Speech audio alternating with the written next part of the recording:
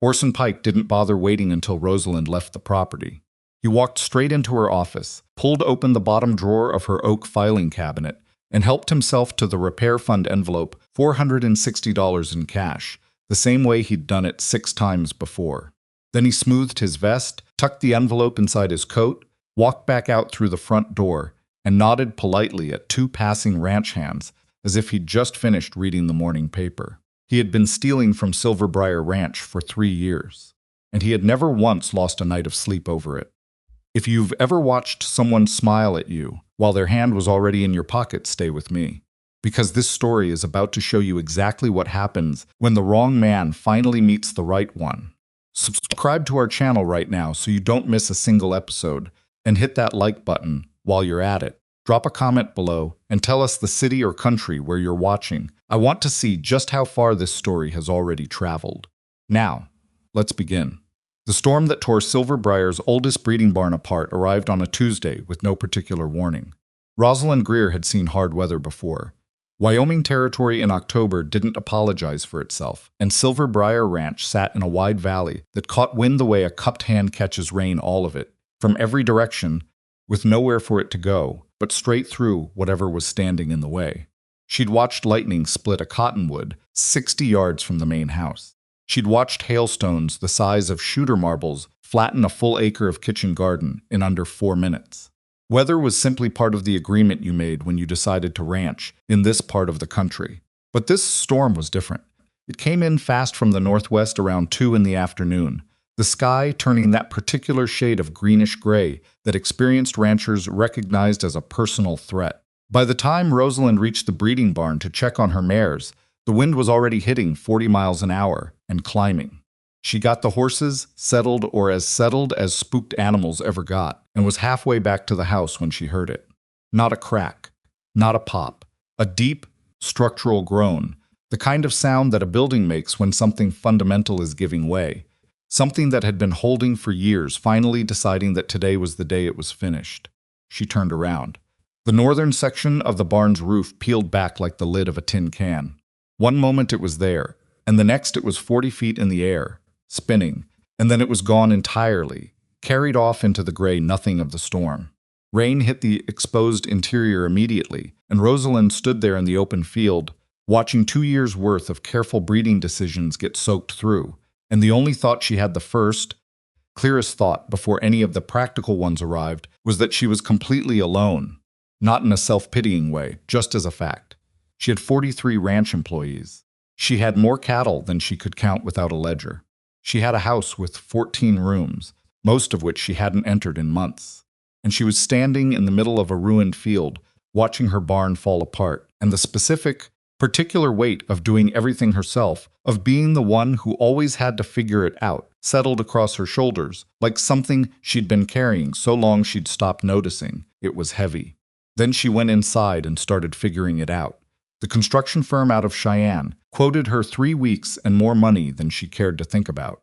The local carpenter was already committed through December. 2 ranch hands who fancied themselves handy admitted, under actual questioning, that they'd never framed a roof in their lives.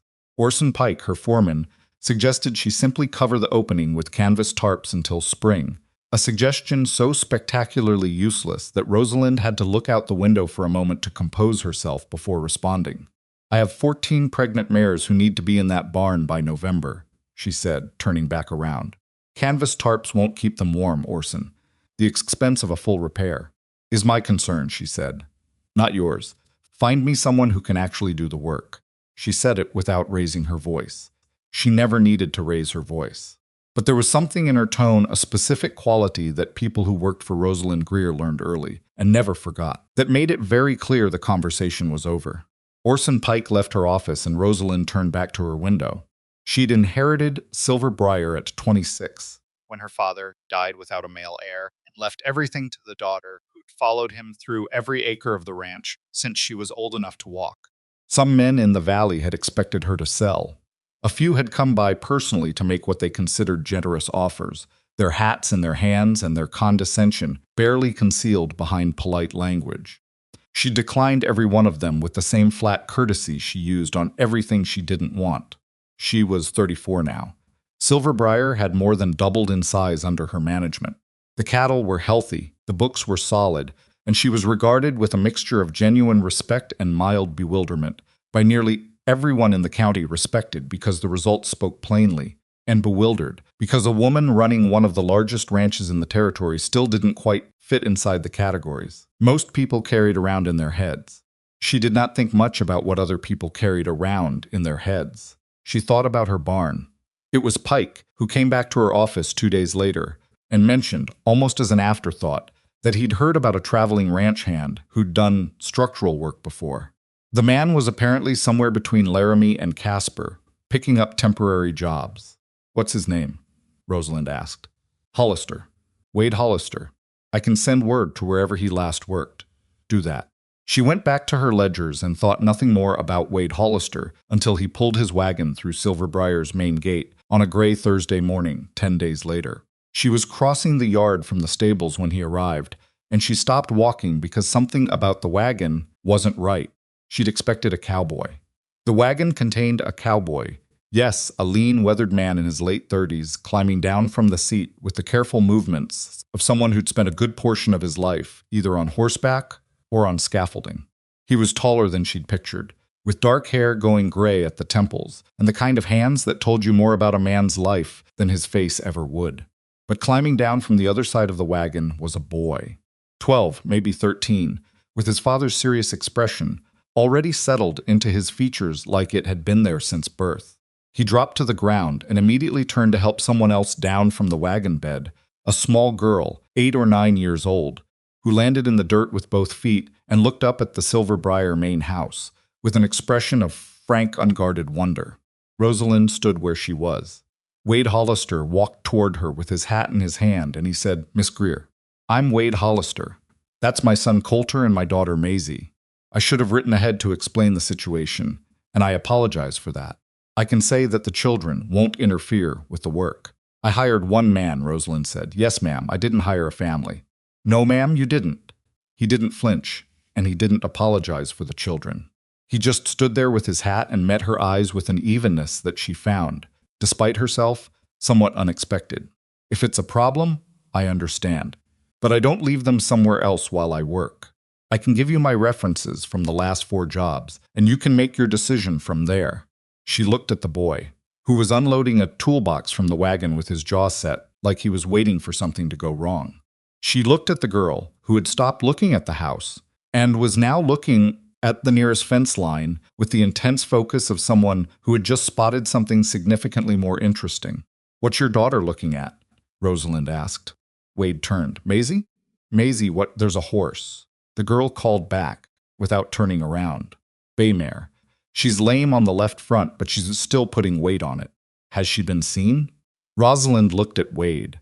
Wade looked at Rosalind with an expression that was difficult to read, somewhere between exhaustion and something that might have been, in different circumstances, almost pride. "She notices things," he said. "The mare's name is Duchess," Rosalind said. "The veterinarian was out last week. She'll be fine."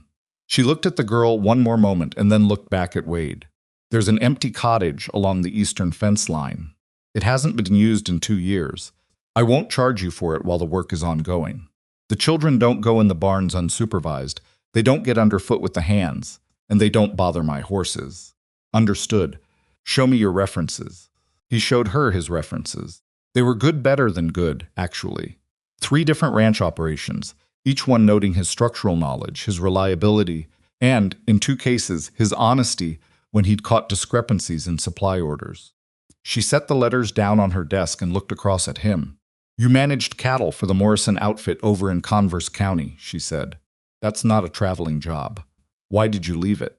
Something moved across his face. Not grief, exactly. Or not only that. It required being away from April through October every year. "My wife had just died. I wasn't willing to put the children with relatives for 6 months." Rosalind looked at the letters again. She didn't say she was sorry. She had found over the years that people who'd experienced genuine loss didn't particularly need strangers to be sorry. They needed people to treat them like they were still standing.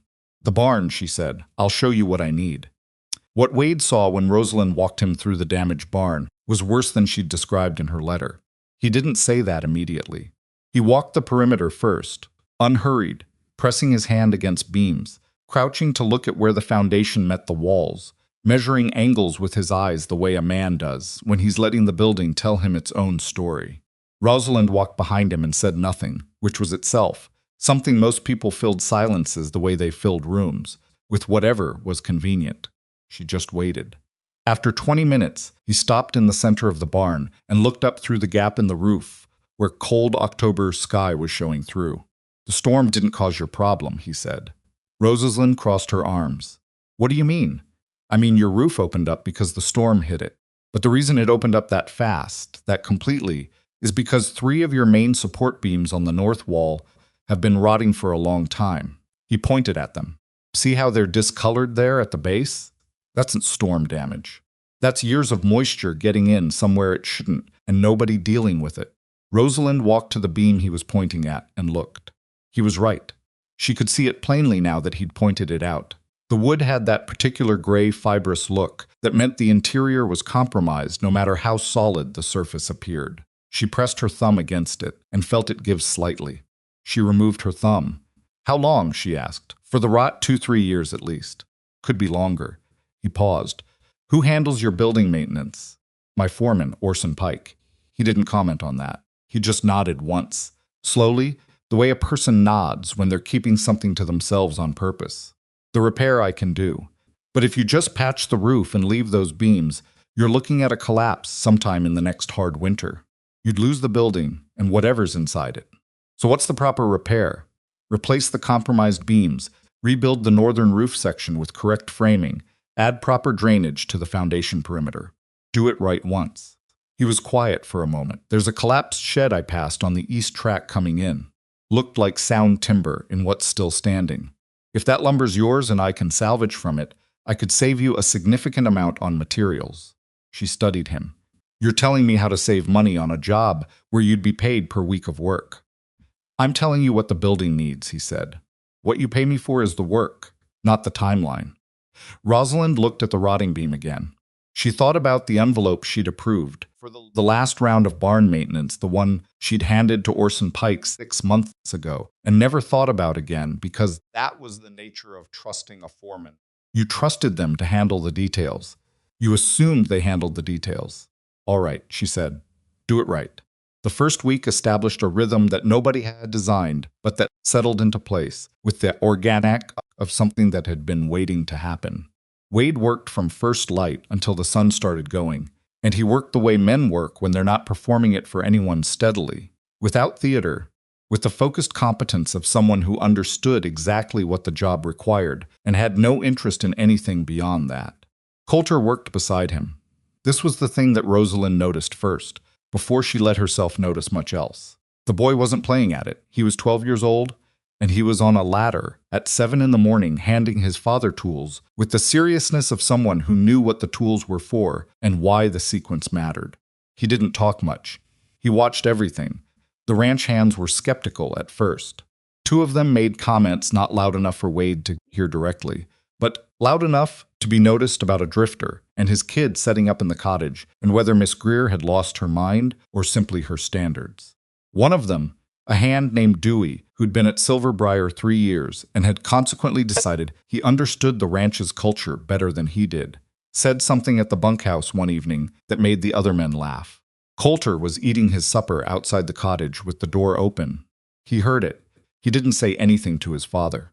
He also didn't say anything the next morning when he showed up at the barn and worked harder than he had the day before. He just worked. That was, Rosalind thought, watching from across the yard, a very particular kind of dignity. She recognized it because it was essentially her own. Maisie was a different situation entirely. The 8-year-old had apparently decided within her first 48 hours at Silver Briar that the property was personally hers to explore, and that any rule about not going into the barns unsupervised applied to other, less responsible children, and not to her specifically. Rosalind found her in the main stable on Thursday morning, sitting cross-legged in the straw outside Duchess's stall, talking to the mare with the focused, detailed earnestness of someone conducting a very important conversation. "What are you doing?" Rosalind said. Maisie looked up without alarm. She was nervous. You can tell by how she keeps moving her weight off that left foot. I think it still hurts some." Rosalind walked over and looked at the mare. The mare did appear calmer than she'd been yesterday. Rosalind was not going to admit this immediately. "You were told not to come in here unsupervised." "I know," Maisie said. "Then why?" "Because she was nervous, and there wasn't anyone else here." She said it with complete simple logic. Like the answer was so obvious she was mildly concerned for the person asking the question. Then she stood up, brushed straw off her dress with her palms, and said, "I'm sorry for not following the rule. I'll go now if you want. But I think she should be walked just a little bit today. Not worked, just walked." Rosalind looked at the girl, and then at the mare, and then at the girl again. "Walk her to the near paddock and back," she said, slowly. "And then you come find me before you go anywhere near a barn again. Do you hear me?" Maisie's whole face changed. Not into celebration, just into the particular expression of a child who has been told something important and intends to take it seriously. "Yes, Miss Greer. And don't say anything to the hands about what you're doing. I'll catch enough grief about it as it is." "I won't tell anybody," Maisie said, with the gravity of someone taking a blood oath.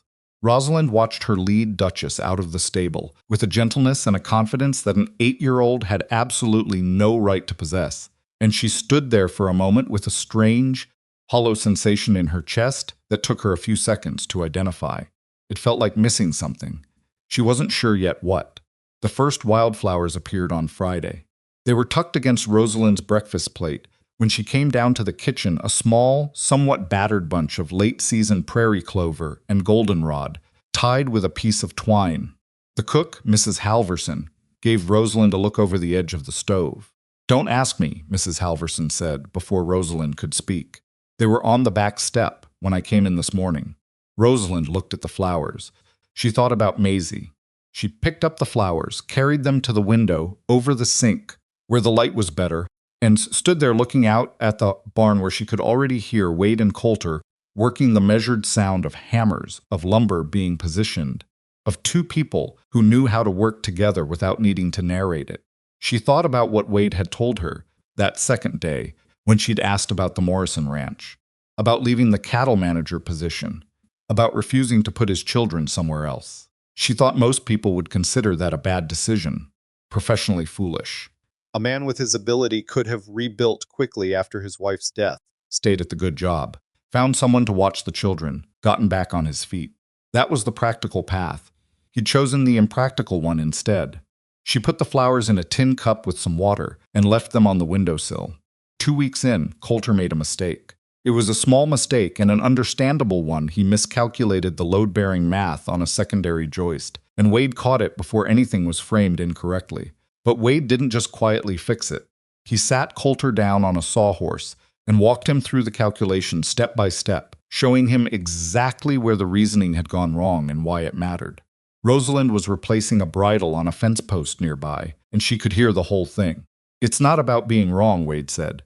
"Being wrong is just being at the beginning of understanding something. What matters is whether you stop there or you keep going."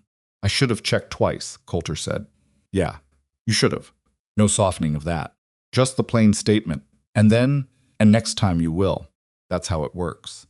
Coulter looked at the ground for a moment. "Pa, what happens if the roof fails again? Like if I do something wrong and then we fix it," Wade said. "That's all. We assess it, we figure out what went wrong, we fix it. Buildings fail sometimes. The answer to that is always the same. You go back and you fix it." Rosalind kept her eyes on the bridle. She was thinking, for no particular reason she could name, about Silver Briar's east pasture fence that had needed repairs for 2 years before she'd gotten around to it. About 3 decisions she'd made in the last decade that she still revisited sometimes, late at night, turning them over, checking for the error she should have caught the first time. The answer is always the same. You go back and you fix it. She finished the bridle and walked back to the house and didn't speak to anyone for the rest of the morning. On a Sunday afternoon in the 3rd week, Rosalind found herself walking toward the barn for no practical reason. Wade was there. She'd seen him heading that direction from the house window, and she told herself she's going to check on the framing progress. This was true enough. He was alone, Coulter having gone with Maisie somewhere on the property. He was fitting a new beam into place, the work requiring both hands and his full attention, and he didn't notice her for a moment. She stood in the doorway and watched him work. There was something in watching a person do something difficult that they were very good at. Something that was honest about it, a man wrestling a heavy beam into a correct angle, making the small adjustments that the work required, not performing it for anyone. Just doing the thing. The new framing looks different from the original, she said. He turned, startled just slightly, and then his expression settled. It is different. The original design was putting too much load on the northern supports. I redistributed it. That's not what was in the repair order. No, he agreed. I should have come to you with that before I changed it. That was my error. She walked further into the barn. Why did you change it without asking? Because I got caught up in solving the problem and forgot that it wasn't my barn to solve it in. He said it plainly, not like an excuse or an elaborate apology, just the honest accounting of what had happened. I'll come to you before I make any more structural modifications. That's your right. She looked up at the new framing. It was better she could see that without knowing the technical reasons why. The proportions were simply more sound. You were right about the load distribution, she said. I was. But that doesn't mean I had the right to change it without telling you. She looked at him. He was looking back at her with that same evenness he'd had on the first day. Most men, when she disagreed with them or pressed them, did one of two things: they backed down completely, agreeing with everything she said in a way that was its own kind of condescension, or they became stiff and defensive, her female authority landing like an insult on their professional pride. Wade Hollister did neither. He just stood there as himself, taking the conversation as it came. Don't let it happen again, she said. It won't. She looked at the beam a moment longer. The design is good. Better than what was there before. He nodded once, and something around his eyes that wasn't quite a smile acknowledged the concession for what it was. She walked back out and crossed the yard toward the house, and she was conscious, in a way she didn't examine carefully, that she was walking slightly slower than usual. The evening everything started to come apart arrived on a Saturday 3 weeks, and 2 days after Wade had pulled his wagon through Silver Briar's gate. Rosalind had been in her office, going through the quarterly accounts, a routine task she normally found tedious but manageable, when she pulled the building maintenance ledger from the stack and started cross-referencing it against the receipts she kept in a separate folder. It was something she did every quarter, simply to confirm the numbers aligned. They didn't align. Not dramatically, not at first glance. The discrepancies were small: a receipt for $40 in lumber where the ledger showed $60, a payment for labor where the quoted amount and the recorded amount had a $15 gap. Individually, they looked like rounding errors or recording mistakes. Rosalind had assumed they were, each time she'd seen something similar over the past year. But tonight, for reasons she couldn't entirely explain, she didn't move on. She went back further. An hour later, she had the ledger pages spread across her desk, alongside 4 years of receipts, and she was looking at a pattern that was no longer ambiguous. The discrepancies were consistent. They were always in the same category: maintenance expenditures, specifically the ones managed directly by Orson Pike. The amounts were never large enough to be immediately alarming: 20 here, 40 there, occasionally $100 on a major repair. But across 4 years, the total came to somewhere between $3,000 and $4,000. She sat back in her chair and looked at the ceiling. She thought about the barn, about what Wade had said: 3 of your main support beams have been rotting for a long time, about the repair fund she'd approved repeatedly for the barns, about Orson Pike's suggestion to simply throw canvas tarps over the problem and wait. She thought about 6 different moments over the past 4 years when Pike had told her that repairs had been completed, repairs that apparently had not been completed, not fully, not correctly, not at all in some cases if the condition of those beams was any indication. Rosalind stood up from her desk, walked to the window, and looked out at the dark yard for a long time. She was not an impulsive woman. She would not go to Pike tonight. She would not go to him until she was certain, until she had put the numbers in order and could lay them out in front of him in a sequence he could not explain away. She would not give him the advantage of knowing she suspected, but she was certain already. She'd known Orson Pike for 9 years. She'd trusted him with Silver Briar's maintenance because he'd been here before her father died, because he was familiar, because familiarity was its own kind of inertia. You kept trusting people because you had trusted them, because changing that assessment required confronting the possibility that you'd been wrong And for a woman in Rosalind's position, a woman who could not afford to appear uncertain about anything being wrong, had always carried a cost that went beyond the practical. She went back to her desk and began putting the numbers in order. She worked until 2 in the morning. She told nobody the next day. She moved through Sunday with the same composure she brought to everything breakfast, a ride on the property to check the cattle, a brief conversation with 2 of the ranch hands about the eastern fence line repairs.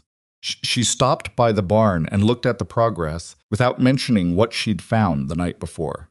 Wade was measuring something against the south wall.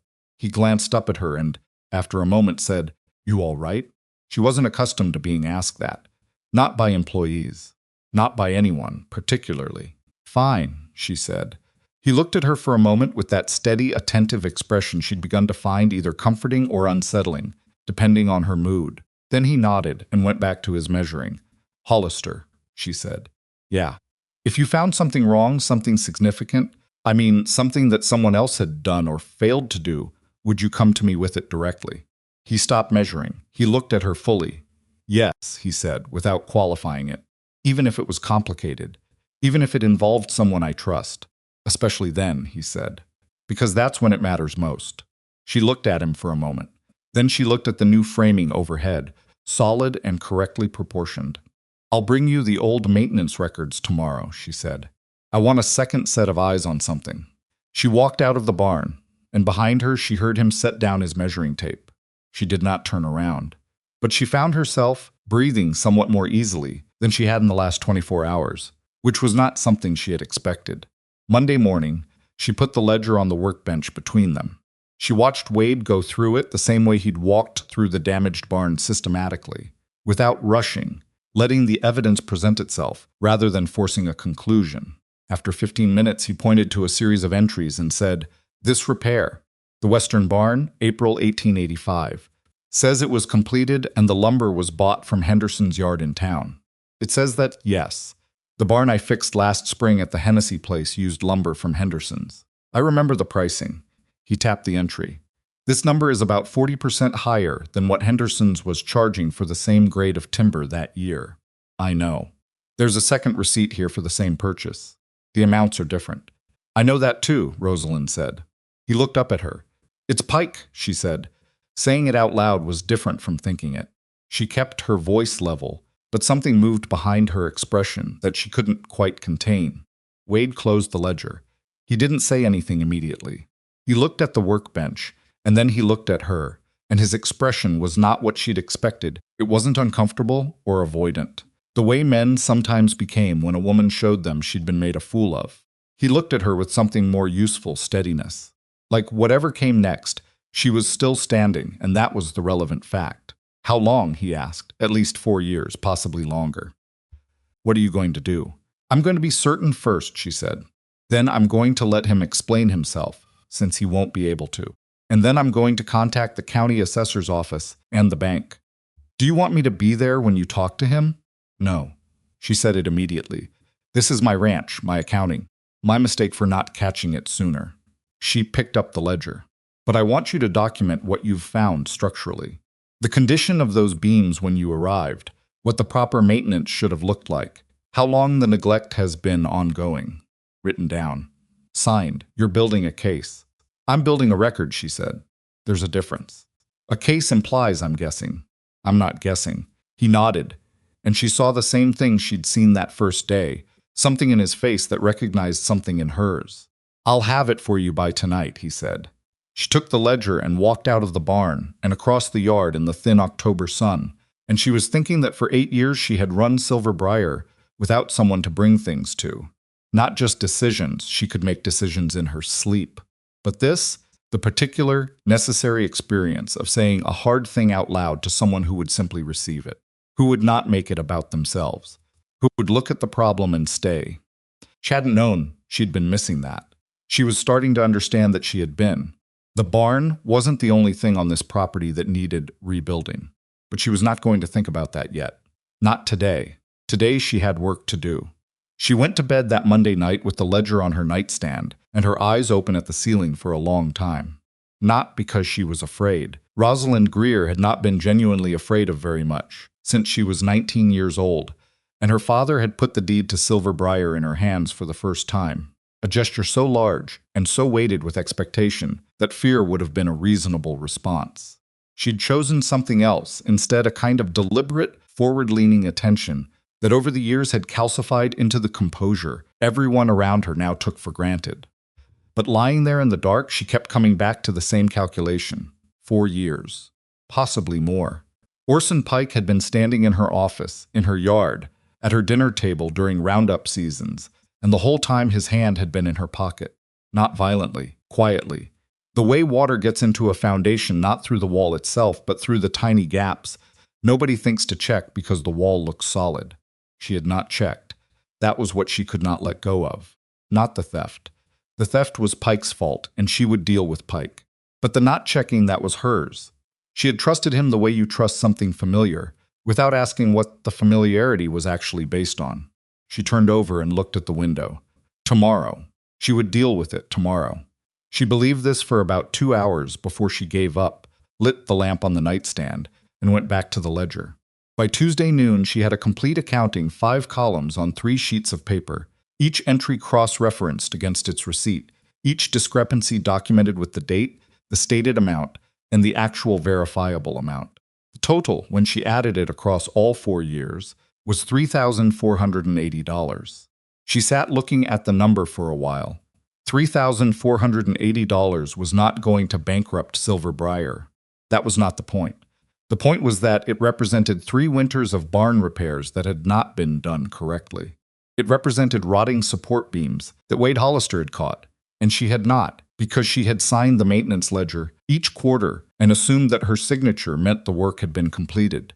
It represented the gap between what she'd believed about this ranch and what had actually been happening on it. Wade brought her his written documentation that afternoon, 6 pages in a handwriting that was more careful and considered than she'd expected, detailing the structural condition of each barn section when he'd arrived, the specific evidence of long-term neglect in each, and a rough timeline of when the deterioration had likely begun. He'd included a materials estimate for what proper maintenance would have cost each year, which made the gap between that number and what Pike had recorded all the more concrete.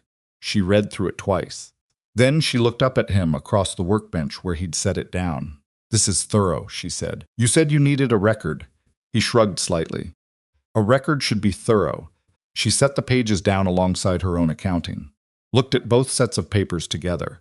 Then she said, "I'm going to speak to Pike this afternoon." "All right. I'd like you to be in the barn when I do it. Not present for the conversation, just nearby." He looked at her steadily. "You think he'll get loud about it?" "I think Orson Pike has been doing something he knows is wrong for 4 years, and confronted men sometimes act in ways that surprise everyone, including themselves." She paused. "I'm not afraid of him, but I'm not careless either." "I'll be in the barn," Wade said. She found Pike at the equipment shed at 3 o'clock, going over a harness inventory with 2 of the hands. She said his name once, in the tone that meant she needed a private word, and the 2 hands found reasons to be somewhere else within about 15 seconds. Pike watched them go, and then looked at Rosalind with the particular expression of a man who has been doing something wrong long enough that his face has learned to stay neutral when the stakes rise. "Walk with me," she said. They walked toward the main barn. Inside, she could hear Wade moving around somewhere in the eastern section, the quiet, deliberate sounds of someone working. Pike didn't seem to register it. She stopped in the center of the barn and turned to face him. She had the accounting papers folded in her jacket pocket. She didn't take them out yet. "The April '85 maintenance payment," she said. "The western barn repair. Tell me about it." He didn't blink. "What about it? Tell me what was done, specifically." Something shifted behind his eyes, not guilt exactly. More like a calculation. She'd seen that look before in men caught doing something wrong. The brief internal moment where they were deciding whether to commit to the story or start looking for exits. Pike was smart enough to know she hadn't brought him here to chat about 4-year-old receipts. "I'd have to pull the records," he said. "I've already pulled them," she said. She took the papers from her pocket, unfolded them, and held them out. "What I'd like you to explain is why the receipt from Henderson's lumberyard shows $42 for the timber, and your maintenance ledger entry shows $68. He looked at the paper. His jaw tightened fractionally. Delivery charge. Labor. Henderson's doesn't charge for delivery to ranch accounts. I confirmed that this morning. She folded the paper again. And the labor on that repair is recorded separately, in a different ledger line. Silence. I have 4 years of these, Orson, she said quietly. Every one of them follows the same pattern. The discrepancies are never large enough to catch at a glance. They're always in maintenance categories you managed directly, and they total $3,480. Pike looked at her, then fully looked at her, and what she saw in his face was not remorse. It was something colder than that, something that surprised her slightly, even now. You can't prove what the money was used for, he said. I don't need to prove that. I need to prove that the money left Silver Briar and didn't go to what it was recorded for. I've already done that. She put the papers back in her pocket. You're dismissed, Orson. Pack your things from the foreman's quarters today. I'll have your final wages ready before supper. You're making a mistake, he said.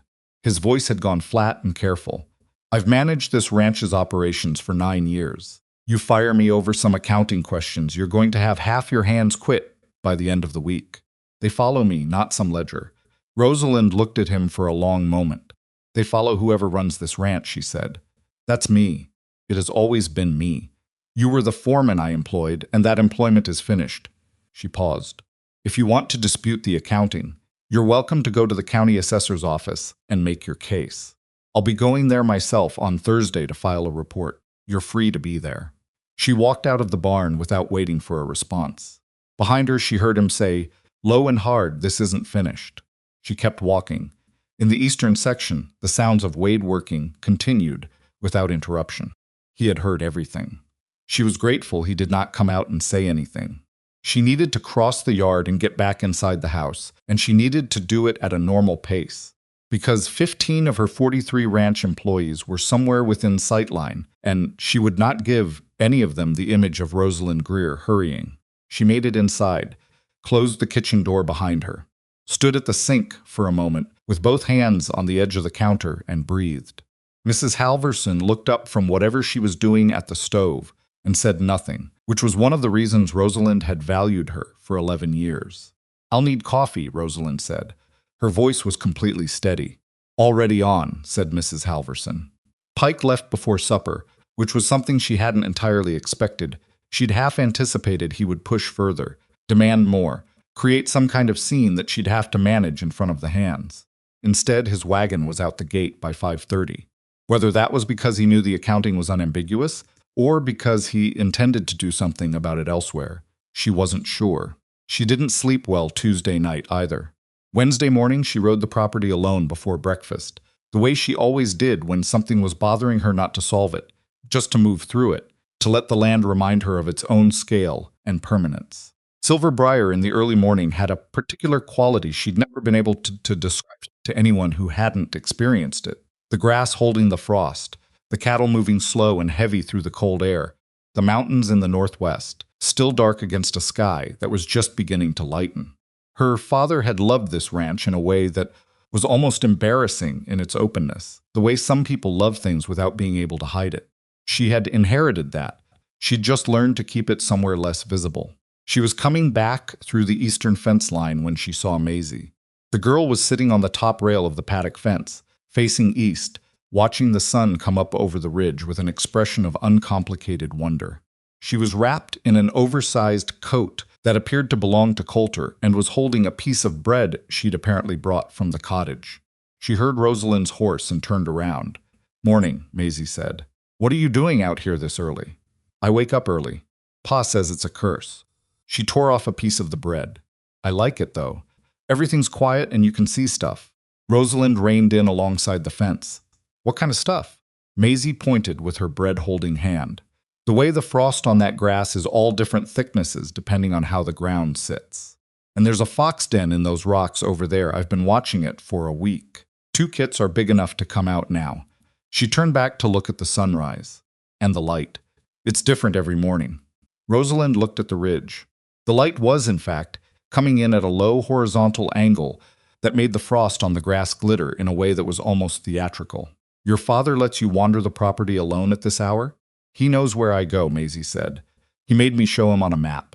Well, not a real map. We drew one. The fence posts are landmarks. She held up the bread. Want some? Mrs. Halverson gave me extra yesterday. Rosalind almost said no. It was a reflex. She said all right instead, and took the piece Maisie tore off without ceremony.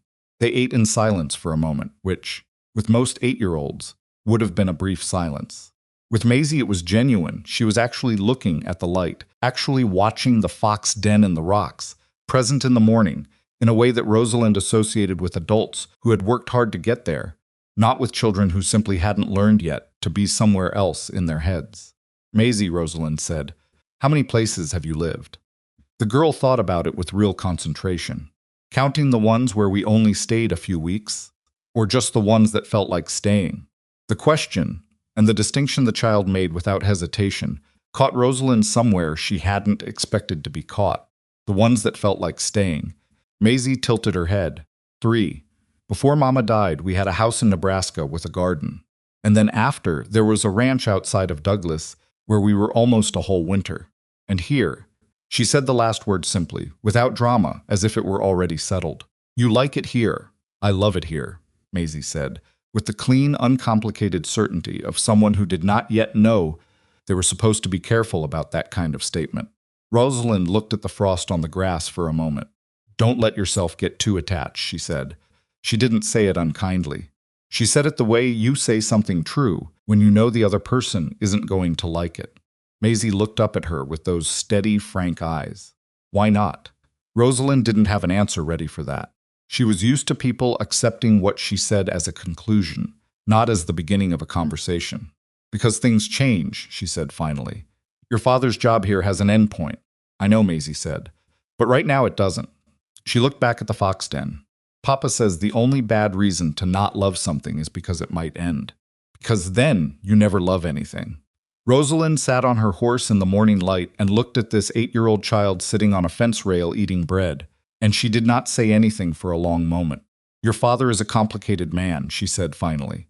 Maisie smiled, which transformed her face completely. I know, he's also kind of annoying.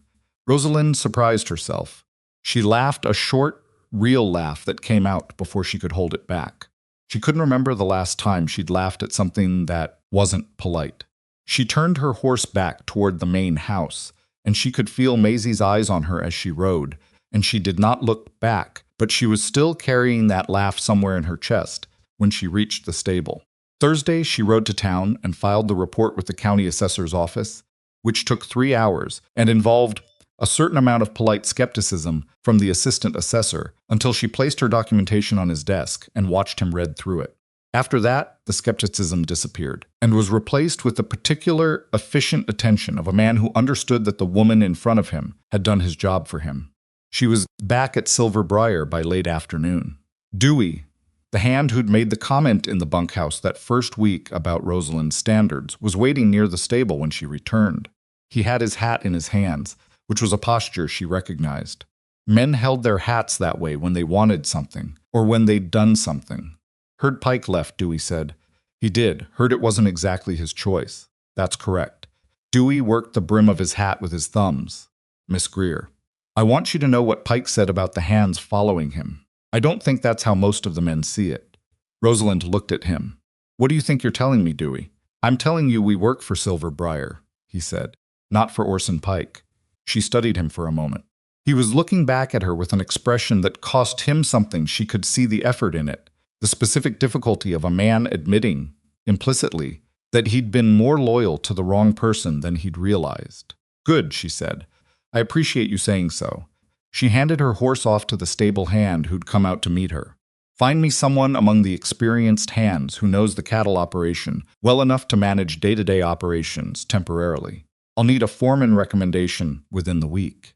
Yes, ma'am, Dewey said. She walked to the house. On the porch step was a small bundle of prairie clover late season, a little wilted at the edges, but carefully arranged. She picked it up and carried it inside. The barn was nearly done. By the end of the 3rd week, the new framing was complete.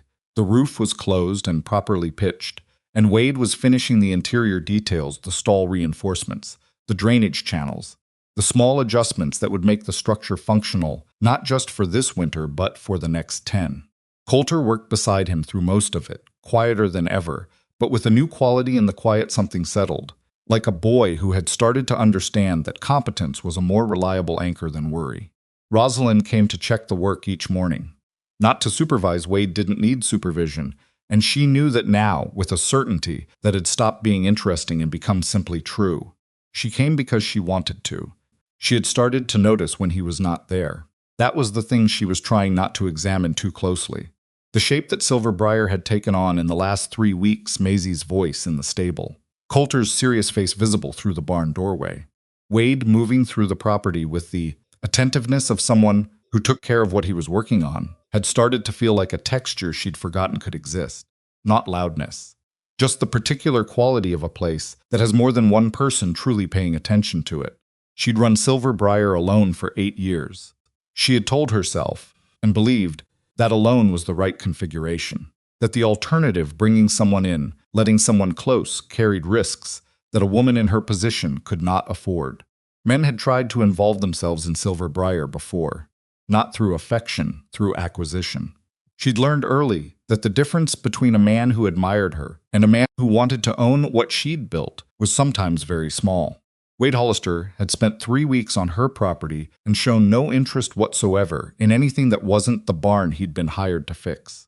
That was what she couldn't resolve, lying awake Thursday night. It wasn't his competence. It wasn't his honesty, though that was extraordinary by any measure she applied to it. It wasn't even the children, though the children had gotten inside her defenses in ways she hadn't anticipated and was only now tallying. It was this: he was leaving. Not because of anything she'd done or failed to do. Not because of conflict or disappointment, but simply because the job had an end point, and he had always intended to move on to the next one. And she was starting to understand at 3 in the morning, with the ledger no longer on the nightstand. She closed that chapter, with the ranch quiet around her, and 14 rooms full of nothing, that what bothered her about Wade Hollister was not anything wrong with him. It was everything that was right. Friday morning, Coulter found her in the equipment room, recataloguing the tool inventory, a task she'd put off for months, and had decided to do herself now that the foreman position was temporarily vacant. He stood in the doorway, and she could tell immediately from the set of his shoulders that something was on his mind. "Coulter," she said. "Come in." He came in and stood near the door. He was 12 years old, and already carrying himself like a person who'd been responsible for things not performing it, just living inside it. She'd noticed that about him from the first week.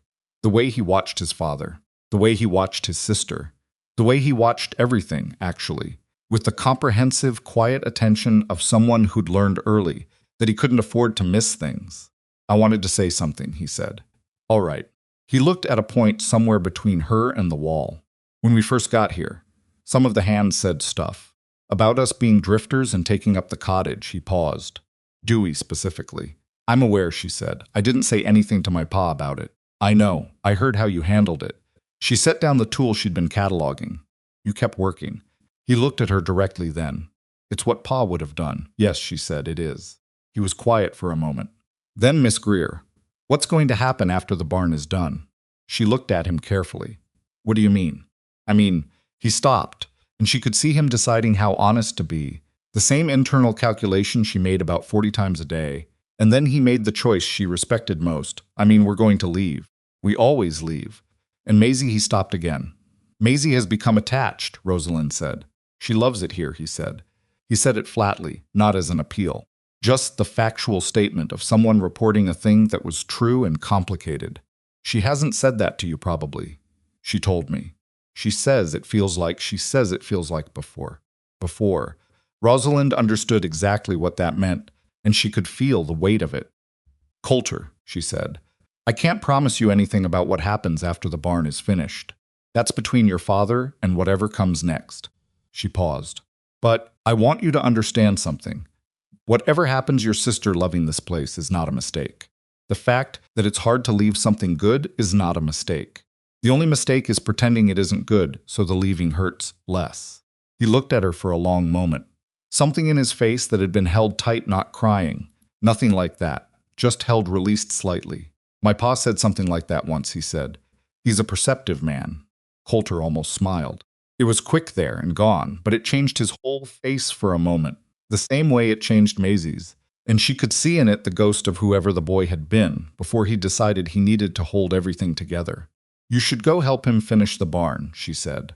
He nodded. He turned to leave, then turned back. "Miss Greer, I just want you to know Maisie leaving those flowers. She does it because she means it. She doesn't do things she doesn't mean."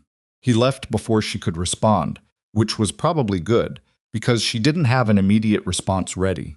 She stood in the equipment room for a moment, with her hand on a hay hook she'd been cataloging, looking at the open doorway, and outside at the yard, and beyond the yard the barn, and somewhere in that barn 2 people who would be leaving soon. She put down the hay hook. She went back to cataloging, because the cataloging was in front of her, and she was a woman who dealt with what was in front of her. But her hands weren't quite steady, and she was honest enough with herself, alone in that room, to notice. The storm came in the last Friday of October, in the small hours before dawn. It arrived differently from the first one, not as a structural event, but as a sustained assault, rain driving hard and nearly horizontal, lightning cracking across the valley in long, jagged intervals. The wind not violent, but persistent and cold and bad-tempered. Rosalind was awake before it fully hit, the way she always was, some part of her always monitoring the ranch even in sleep. She got up and went to the window. The yard was dark, and moving fence posts and tree shapes swaying in the wind, rain making the ground reflective in the lightning flashes. The new barn roof was holding. She could see the dark shape of it against the sky. She was about to go back to bed when she heard it. Not a structural sound. Not a roof peeling away. Something worse, the panicked, high-pitched sound of horses going wrong inside an enclosed space. That specific combination of screaming and impact that every rancher knew meant animals were going to hurt themselves or each other if nobody got in there immediately. She was dressed and out the back door in less than 2 minutes. The main stable was already in chaos when she reached it. 3 horses had broken their tie lines in panic, and the darkness and the lightning were making everything worse. She got the first 2 settled with some difficulty and was reaching the third when she realized that the commotion from the breeding barn next door was a completely different category of problem. She ran. Wade was there already. She didn't ask herself how he'd arrived so fast. She just registered it standing at the main door of the breeding barn, with a lantern and his jacket half on, and the situation inside was visible even from 10 feet away. Panicked mares moving in the wrong directions. One section of the new internal fencing that the storm's pressure differential had stressed. And above all of it, from somewhere deep in the back of the barn, the specific sound of structural movement, not collapse, not yet, but the precursor to it, the groan of something being pushed past what it wanted to bear. The northeast corner, Rosalind said immediately. That section was already compromised from before your repairs, I should have told you. What's the access? There's a feed passage along the east wall. Original construction. Narrow. Wade grabbed a second lantern from inside the door. How narrow? I can fit through it, you might not. He looked at her in the lantern light with an expression that lasted about a second and then resolved itself. Get through it. I'll come in from the main side. Rosalind moved. She found the feed passage entrance along the outside wall, exactly where she'd known it would be a low wooden door set into the barn's eastern face, barely 3 feet high.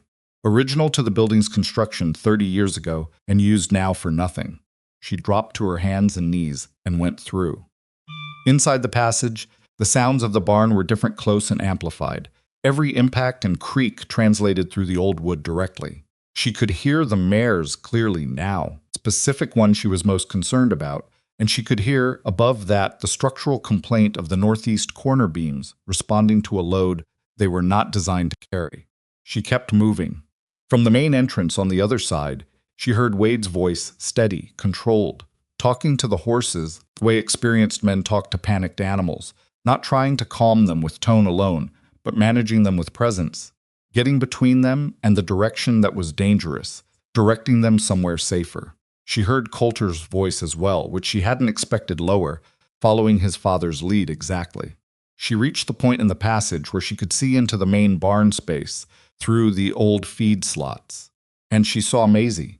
The 8-year-old was standing in the northeast corner with her back against the stall panels, holding onto the halter of the mare she'd been visiting, for weeks the bay, Duchess, who was the most panicked animal in the building, and was at this precise moment the animal directly under the section of roof that was making the worst sounds. Maisie was not crying. She was talking to the horse and holding on, both feet planted, a child who had decided she was not letting go. Rosalind did not pause to think about how Maisie had gotten there. She called through the feed slot, "Maisie, look at me," and the girl's head snapped around, her eyes finding Rosalind in the passage opening with an expression that was scared. Yes, but also something else. "I've got her," Maisie said. "I'm not letting her go." "I know. I need you to bring her toward me, right now. Move slowly, don't pull the halter, just walk with her. Can you do that?" "Yes," Maisie said. From the other side of the barn, she heard Wade. He'd found his daughter in the same moment. She could hear it in the change in his voice, the single sharp word, Maisie. And then, controlled again immediately, because the barn required controlled. "Rosalind, I can get to them from here, but not fast. The aisle is blocked." "Come through the north end," Rosalind said. "I've got the feed passage, that section, I know. Come now." She pushed through the last section of the passage into the barn interior and came out in the corner, just as Maisie reached her, Duchess following with the reluctant, trembling movement of an animal that was very close to making a bad decision. Rosalind took the halter from Maisie's hands, got both arms around the mare's head, and felt the animal's panic transmitting itself through the lead line like electricity. "Go to your father," she said to Maisie, "right now, through the north end." "But," "Now, Maisie." The girl went. Wade came around the corner at the same moment with his lantern, and the light hit the northeast section above them, and Rosalind saw what was about to happen. The old beam, the one that had been there before Wade's repairs, the one she should have told him about, was cracked. Not bent. Cracked through, the fracture running diagonal across the grain. She didn't think about it. She moved Duchess the only direction that made sense diagonally, toward the center of the barn, away from the corner, and Wade was on the other side of the horse immediately, both of them pushing the same direction, the mare finally deciding to trust the humans more than the fear and moving. They got clear. The section behind them let go 3 seconds later, not the full roof, not a catastrophic collapse, but the cracked beam pulling 2 secondary supports with it, a section of wallboarding and overhead structure dropping into exactly the corner where they'd been standing. In the confined space, the sound was enormous. Duchess bolted forward and they let her go. She would calm down once she was away from the source. Rosalind stood in the center of the barn with her hands shaking and looked at the fallen section. The rest of the structure was holding. The new framing, Wade's framing, the repairs he'd done correctly and thoroughly, was solid. Everything else around it was holding, because the new work was holding. She turned around. Wade was 3 feet away, the lantern in his hand, covered in dust and breathing hard. His expression was doing several things at once: the aftermath of acute fear, the accounting of what had almost happened, and something else underneath those that she didn't have a name for yet and did not have the immediate capacity to examine. Coulter appeared with Maisie, both of them at the barn entrance. Maisie's face was the most honest face Rosalind had ever seen in her life, terrified, and also, underneath that, lit up with something that was almost exhilaration. The particular combination of a child who has just done something that was genuinely dangerous and genuinely good. Wade crossed the barn in about 4 strides, went down on one knee, and held his daughter by both arms. "Are you hurt?" "No," Maisie said. "What were you doing in here?" "I heard her." She said it simply. "I heard Duchess and she was scared and I knew where she'd be and I—" "You could have been killed," Wade said. His voice was level, but his hands on her arms were not, and Maisie was old enough and sharp enough to know the difference. "I know," she said quietly. "I'm sorry, Papa." He pulled her into him, just held her for a moment, his eyes closed. Coulter put his hand on Maisie's back, which was the most unguarded thing Rosalind had ever seen him do. Rosalind stood 10 feet away and looked at the 3 of them in the lantern light, and felt something in her chest that she could not have described to anyone, a sharp, complicated feeling that was not quite grief and not quite its opposite. She turned away and walked toward the barn entrance to assess the exterior damage. The rain had slowed. The lightning was moving east. The sky was beginning to show the first gray suggestion of morning along the ridge. She stood at the barn door and looked at Silver Briar in the dark, and she thought, what would this place be in a year if they stayed? She let herself think it for exactly 1 moment. Then she walked back inside to look at the structural damage, because the barn was still standing and there was still work to be done, and she was not a woman who stood in doorways. But the thought stayed with her. It had nowhere else to go. The morning after the storm came in cold and honest, the way Wyoming mornings did when the weather had spent itself through the night, and left everything it had touched looking slightly stunned. Rosalind was in the breeding barn by 6, before most of the hands were up, assessing the damage in daylight with the kind of systematic attention that came naturally to her, and that she suspected was the only thing standing between her and the fact that her hands were still not entirely steady. The fallen section in the northeast corner was worse to look at in the morning light than it had been in the dark, a tangle of old timber and wall boarding covering the stall floor in a pattern that made it very clear what would have happened to anyone standing there when it came down. She looked at it for about 30 seconds, cataloged what she saw, and moved on. The new framing was holding everywhere it should. Wade's work, the correctly pitched roof, the properly distributed load-bearing structure, the drainage he'd built into the foundation perimeter had not moved. She pressed her palm against 3 different beams in succession, feeling their solidity, and each one was exactly where it was supposed to be, and doing exactly what it was supposed to do. She found herself standing in the center of the barn, thinking about a cracked beam. The northeast corner. The old section she'd known about and had not mentioned to him, because she'd classified it as a cosmetic issue, a thing that would be addressed eventually, not something urgent. She'd been wrong about that, and the wrongness of it was sitting in her chest in a way that was specific and uncomfortable. Wade arrived at 7 with Coulter and his tools and stopped in the doorway at the sight of the fallen section. He stood there a moment, reading the damage the same way he'd read the original barn on his first day systematically, tracing cause to effect. Then he walked to the northeast corner and crouched down, looking at the fractured beam where it had broken free of its joint. "This is the one you didn't tell me about," he said. He said it without accusation, just identification. "Yes," Rosalind said. He straightened up and looked at her. "How long has it been cracked?" "I noticed it in the spring. I assumed it had another year or 2. She paused. "I was wrong about that." He nodded, once. "Well," he looked at the damage again. "It's fixable. 2 days, maybe 3. He turned to Coulter.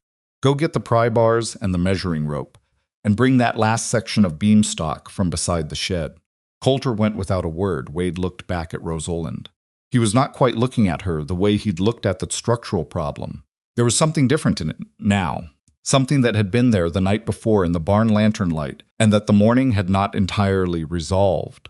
"Maisie's all right," he said. It wasn't a question, but it was also somehow an offering, the information as a bridge between one moment and another. "I know," Rosalind said. "I checked on her this morning before I came out here. She was already awake, feeding the chickens." Something moved across his face that was tired and fond in equal measure. "She was awake at 5, he said. "She wanted to come check on Duchess." "Did you let her?" "I told her to wait until after breakfast." He rubbed the back of his neck. She compromised. She waited until 6:30. Rosalind almost said nothing. Then she said she held onto that horse for a long time last night, in the dark, with the roof coming apart overhead. She didn't let go. She paused. "That's not a small thing." He looked at her with an expression she couldn't entirely categorize. "No," he said quietly, "it's not. He went to work." And Rosalind, who had meant to walk back to the main house to deal with the stack of correspondence she'd been ignoring for 3 days, found reasons to be in the barn for most of the morning. The hands talked about the storm for a week.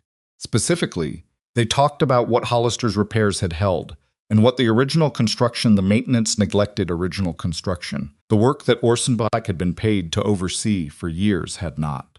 It was the kind of talk that spread through a crew the way any concrete evidence spreads, not as rumor, not as opinion, but as observation. 3 men had been in or near the breeding barn during the worst of it. They'd seen the new framing hold. They'd seen the old section fail. They could do the arithmetic. Dewey came to Rosalind's office on the Monday after the storm and asked if Hollister would be willing to walk through both barns with him and 2 of the senior hands to assess what else might need attention before winter set in fully. Rosalind went to the barn and relayed this request to Wade. He looked at her steadily. "That's your call, not mine. I'm asking what you're willing to do." He set down the section of timber he'd been fitting. "I'll walk through with them. But they should understand I'm not telling them what they want to hear. If something needs work, I'm going to say so. I'd be concerned if you said anything different," she said. He walked through both barns with Dewey and the 2 hands the following morning. Rosalind was not present for this. She had accounts to reconcile, and a letter to write to the county assessor's office regarding the status of the Pike investigation. And she had learned, over the years, the particular discipline of not being present for every conversation in order to let things develop their own ground. But she saw all four men afterward, and she watched the quality of how Dewey held himself around Wade afterward, which was different from how he'd held himself around him the week before.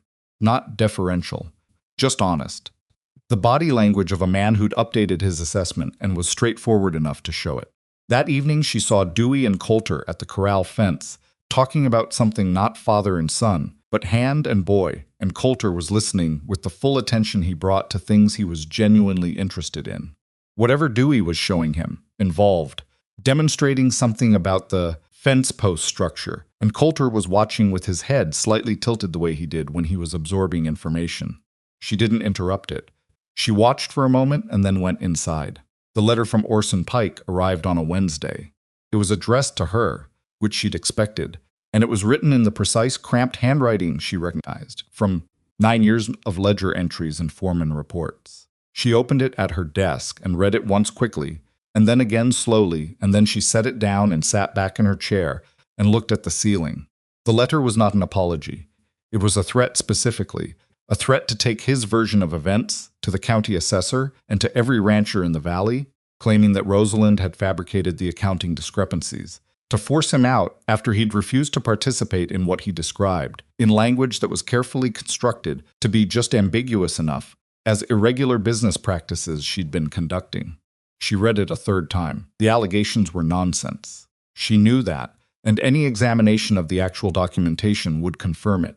But the damage that nonsense could do if it circulated freely, a woman running the largest cattle operation in the valley, allegations of misconduct attached to her name, the particular vulnerability of being a woman in a position that many men had never entirely accepted that was a real calculation, and Pike knew it. She folded the letter and put it in the desk drawer. She sat for a moment. Then she took it back out and walked to the barn. Wade was alone, Coulter having gone with Dewey to check the cattle in the east pasture. She set the letter on the workbench without preamble and said, "Read this." He read it. His face, which was generally not an unreadable face, but which was good at controlled expression, went through something she couldn't entirely follow. Then he set the letter down. "He's guessing," Wade said. "What do you mean?" "He doesn't know what you filed with the assessor's office. He doesn't know how complete your documentation is. He's guessing that if he moves first, you'll back down rather than deal with the reputation damage." He looked at her directly. "Will you?" "No," she said, without hesitation, without having to think about it. "Then his letter doesn't matter," he said, "because a man who's guessing about what the other person has is a man who doesn't know he's already lost." She looked at the letter on the workbench, then at him. "You seem to know something about that kind of situation." "The Morrison Ranch," he said, "before I left. There was a supply manager who was skimming equipment costs. When I found it, he went to the owner and said I was padding my own expense reports." He paused. "I had every receipt going back 18 months. He had nothing but the story he'd made up." "What happened?" "He was dismissed 3 days after he made the accusation. His voice was completely level. The owner apologized to me. I left anyway, a month later, but that's a different thing." Rosalind looked at him. "Why did you leave if you were vindicated?" He was quiet for a moment. A specific quiet, not uncomfortable, but the kind that had weight behind it. "Because it wasn't the right place," he said. "It was a good situation. Good money. Good work. But the owner had doubted me for 3 days before he looked at the actual evidence. And some things, once you see them, you can't unsee." Rosalind looked at the letter. She thought about what it would mean, the choice of seeing something clearly, and understanding that the seeing changes what comes next, regardless of who wins the practical argument. "I'll respond through the assessor's office," she said. "My attorney in Cheyenne handles anything that escalates from there." She picked up the letter. "Thank you for reading it. You don't need to thank me for that. Hollister." She stopped, the letter in her hand. He looked at her. She was aware, in a way she was actively choosing not to articulate, of the exact distance between them in that barn and the particular quality of his attention when he gave it. "Why do you keep treating this ranch like it matters to you?" He held her gaze. "Because while I'm here, it does." She nodded once, which was a more concise response than she'd intended, and walked back to the house to write the letter to Cheyenne. The Pike investigation formally concluded on a Thursday in mid-November. The county assessor's office sent word that the documentation Rosalind had filed was sufficient to support a full audit, and that they were referring the matter to the territorial authorities for review of potential fraud charges. The letter made no promises about outcome, but it was clear, careful, and official, and the particular relief of seeing a thing you'd handled correctly acknowledged by the relevant institution was not nothing. She told nobody immediately. She rode out to the east pasture, checked the cattle, spoke briefly with the two hands managing the herd, and rode back. She ate dinner alone the way she most evenings, at the long table in the dining room that had been designed for a family that had never existed. Her father had built it, with the assumption that there would eventually be more people to fill it, and there never had been. After dinner, she put on her coat and walked to the barn. Wade was there, as she'd known he would be. He worked late most nights, not from any compulsion to impress anyone, but simply because the barn was nearing completion, and she'd started to understand that for him there was something specific about finishing things correctly that required its own pace. She'd seen it in the way he fit the last details, the reinforced door hinges, the sealed gaps in the foundation perimeter, with the same concentrated attention he'd given the major structural work. She stood in the barn door and said, "It's done, officially. The assessor's office has referred Pike to territorial authorities." He straightened up from where he'd been working on the door hinges and looked at her. "Good," he said. "That's your response? What would you like me to say?" She considered this. "Nothing, I suppose. I came to tell you because you were part of making it possible. The documentation you provided, your account of the structural neglect." He looked at her with that directness she'd stopped finding surprising and started finding simply necessary, the way you stopped noticing something that was always exactly where it was supposed to be. "How do you feel about it?" Nobody asked her that. It was not a question she received with any regularity, and the asking of it now, in the quiet of the nearly completed barn, with the night cold pressing in at the edges, did something to her composure that she managed, barely, to keep from showing. "Relieved," she said, "and angry that I let it go on as long as I did." "You caught it when you caught it," he said. "That's all anyone does. I should have caught it sooner. Maybe." He said it without cushioning it. "But you didn't. And you caught it. The anger's fair, I'm not telling you to let that go. But the barn's fixed and Pike's going to answer for it. That's the right ending." She looked at the new framing overhead. "Is that something you believe? That there are right endings?" He was quiet for a moment. "I believe in doing the work correctly and seeing what it holds up. Sometimes what it holds up is something good." He paused. "Sometimes the good thing surprises you." She looked at him. He was looking at her in a way that was not performing anything, not desire, not restraint, nothing calculated. Just the full, honest attention of a person who is exactly where they are. She said, "The barn will be done next week." "Yes," he said. She didn't say anything else. She went back to the house and she lay awake again, but this time it was different, not anxious. Something else. The specific, uncomfortable aliveness of a person who has been protecting themselves from something for a long time, and has started to understand that the protection is costing them more than the thing they were protecting against. Maisie found the fox kits on the Thursday before the barn was finished. She came running across the yard in the early afternoon, with her boots untied and her hair out of its braid, and her face so lit up that two ranch hands stopped what they were doing to watch her go, which was the effect Maisie in full motion tended to have. She found Rosalind in the kitchen going over the cattle breeding records, with Mrs. Halverson, and stood in the doorway and said, "The kits are out. All three of them. They're playing." Rosalind looked up. "By the eastern fence," Maisie said, already slightly less breathless, already moderating herself against the possibility that the answer might be no. "You can see them from the paddock rail. You don't have to get close. They don't know we're there if we're quiet." Rosalind looked at the breeding records on the table, then at Maisie. "Give me 5 minutes," she said. Maisie's whole face shifted the way it did. She turned around and went back out the door, and Rosalind heard her running across the porch. Mrs. Halverson said nothing, which was again one of her finest qualities. Rosalind went out 5 minutes later and found Maisie already on the paddock rail, her elbows on her knees, watching the eastern rocks with the fixed, patient attention of someone who understood that animals required stillness and she was prepared to provide it. Rosalind climbed the rail beside her and looked. 3 fox kits, roughly 8 weeks old by the look of them, were tumbling over each other in the thin autumn sunlight near the rocks. One of them had something in its mouth, a piece of something, a stick or a bone, and the other two were committed to taking it, and the resulting disagreement involved a remarkable amount of undignified scrambling for animals that would eventually be elegant. They watched without speaking for several minutes. "I've been watching the den since the second week," Maisie said quietly, not looking away from the kits. "At first, I could only see the mother going in and out. Then I started seeing ears at the entrance, then noses. Today is the first time they all came out at once." "How long have you been watching today?"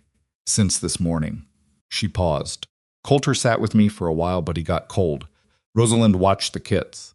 One of them had triumphed in the dispute over the stick and was now trotting in a small, self-important circle with it, while the other two pretended to have found something more interesting to do. "Maisie," she said, "what do you want to do with your life?" It was not a question she'd planned to ask. It came out with the unprompted quality of thoughts that the presence of certain people drew out of her, and she wasn't certain what to do with the fact that an 8-year-old could have that effect on her. Maisie thought about it seriously. "I want to work with horses," she said. "Not just riding them. Knowing them. Understanding why they do things." She tilted her head. "Papa says that's a strange thing for a girl to want." "What do you say when he tells you that?" "I say I know it's strange and I'm going to do it anyway." She said it calmly as a simple established fact. "He doesn't really argue. I think he agrees with me, but he doesn't want me to know that yet because he thinks it makes me too confident." Rosalind looked at the fox kits. "He's not wrong about that probably," she said. Maisie grinned, which she tried to cover by looking very seriously at the foxes. They stayed on the rail for another half-hour. The kits eventually retreated back toward the den entrance. The afternoon sun was low and specific, coming in at that long horizontal angle that made even the frost-killed grass look like something worth painting. Rosalind became aware, sitting on that fence rail beside an 8-year-old child who smelled like horse and prairie and cold air, that she had not sat still in the middle of an afternoon and simply looked at something for its own sake in a very long time. She wasn't sure how long. "Maybe years. We should go in," she said finally. "Yes," Maisie agreed, without moving. They stayed another 10 minutes. The barn was finished on a Monday. Wade came to find her at midday. She was in the equipment shed with Dewey, going over a supply list for winter feed, and when she saw Wade in the doorway, she knew immediately from his expression, not celebration, nothing dramatic, just a particular settled quality what he was going to say. "Done," she said before he could. "Done," he confirmed. Dewey looked between them with the careful blankness of a man who understood he was witnessing something that didn't require his commentary. Rosalind set down the supply list. "I'll come look." She walked with Wade to the barn, and they stood together in the main doorway, and she looked at what had been done. She took her time with it, the same systematic attention she brought to everything, looking at each section in sequence, the framing and the roof line, and the stall construction, and the foundation perimeter, and the drainage channels, and the door hardware, all of it examined with the thoroughness of someone who intended to use this building for the next 30 years. It was good work. It was, she thought, looking at the northeast corner where the new section had replaced what had fallen storm in this better than good. It was the kind of work that assumed the building would still be standing when the person who built it was no longer around to answer for it. "The northeast section held up well," she said. "I used different joinery than I used on the rest," he said. "Angled rather than butt joints. More surface area for the load." He paused. "I should have caught that corner in the original assessment. I went over the building systematically, but I didn't get under that section the way I should have. You caught everything that mattered." "Not everything," he said. She looked at him.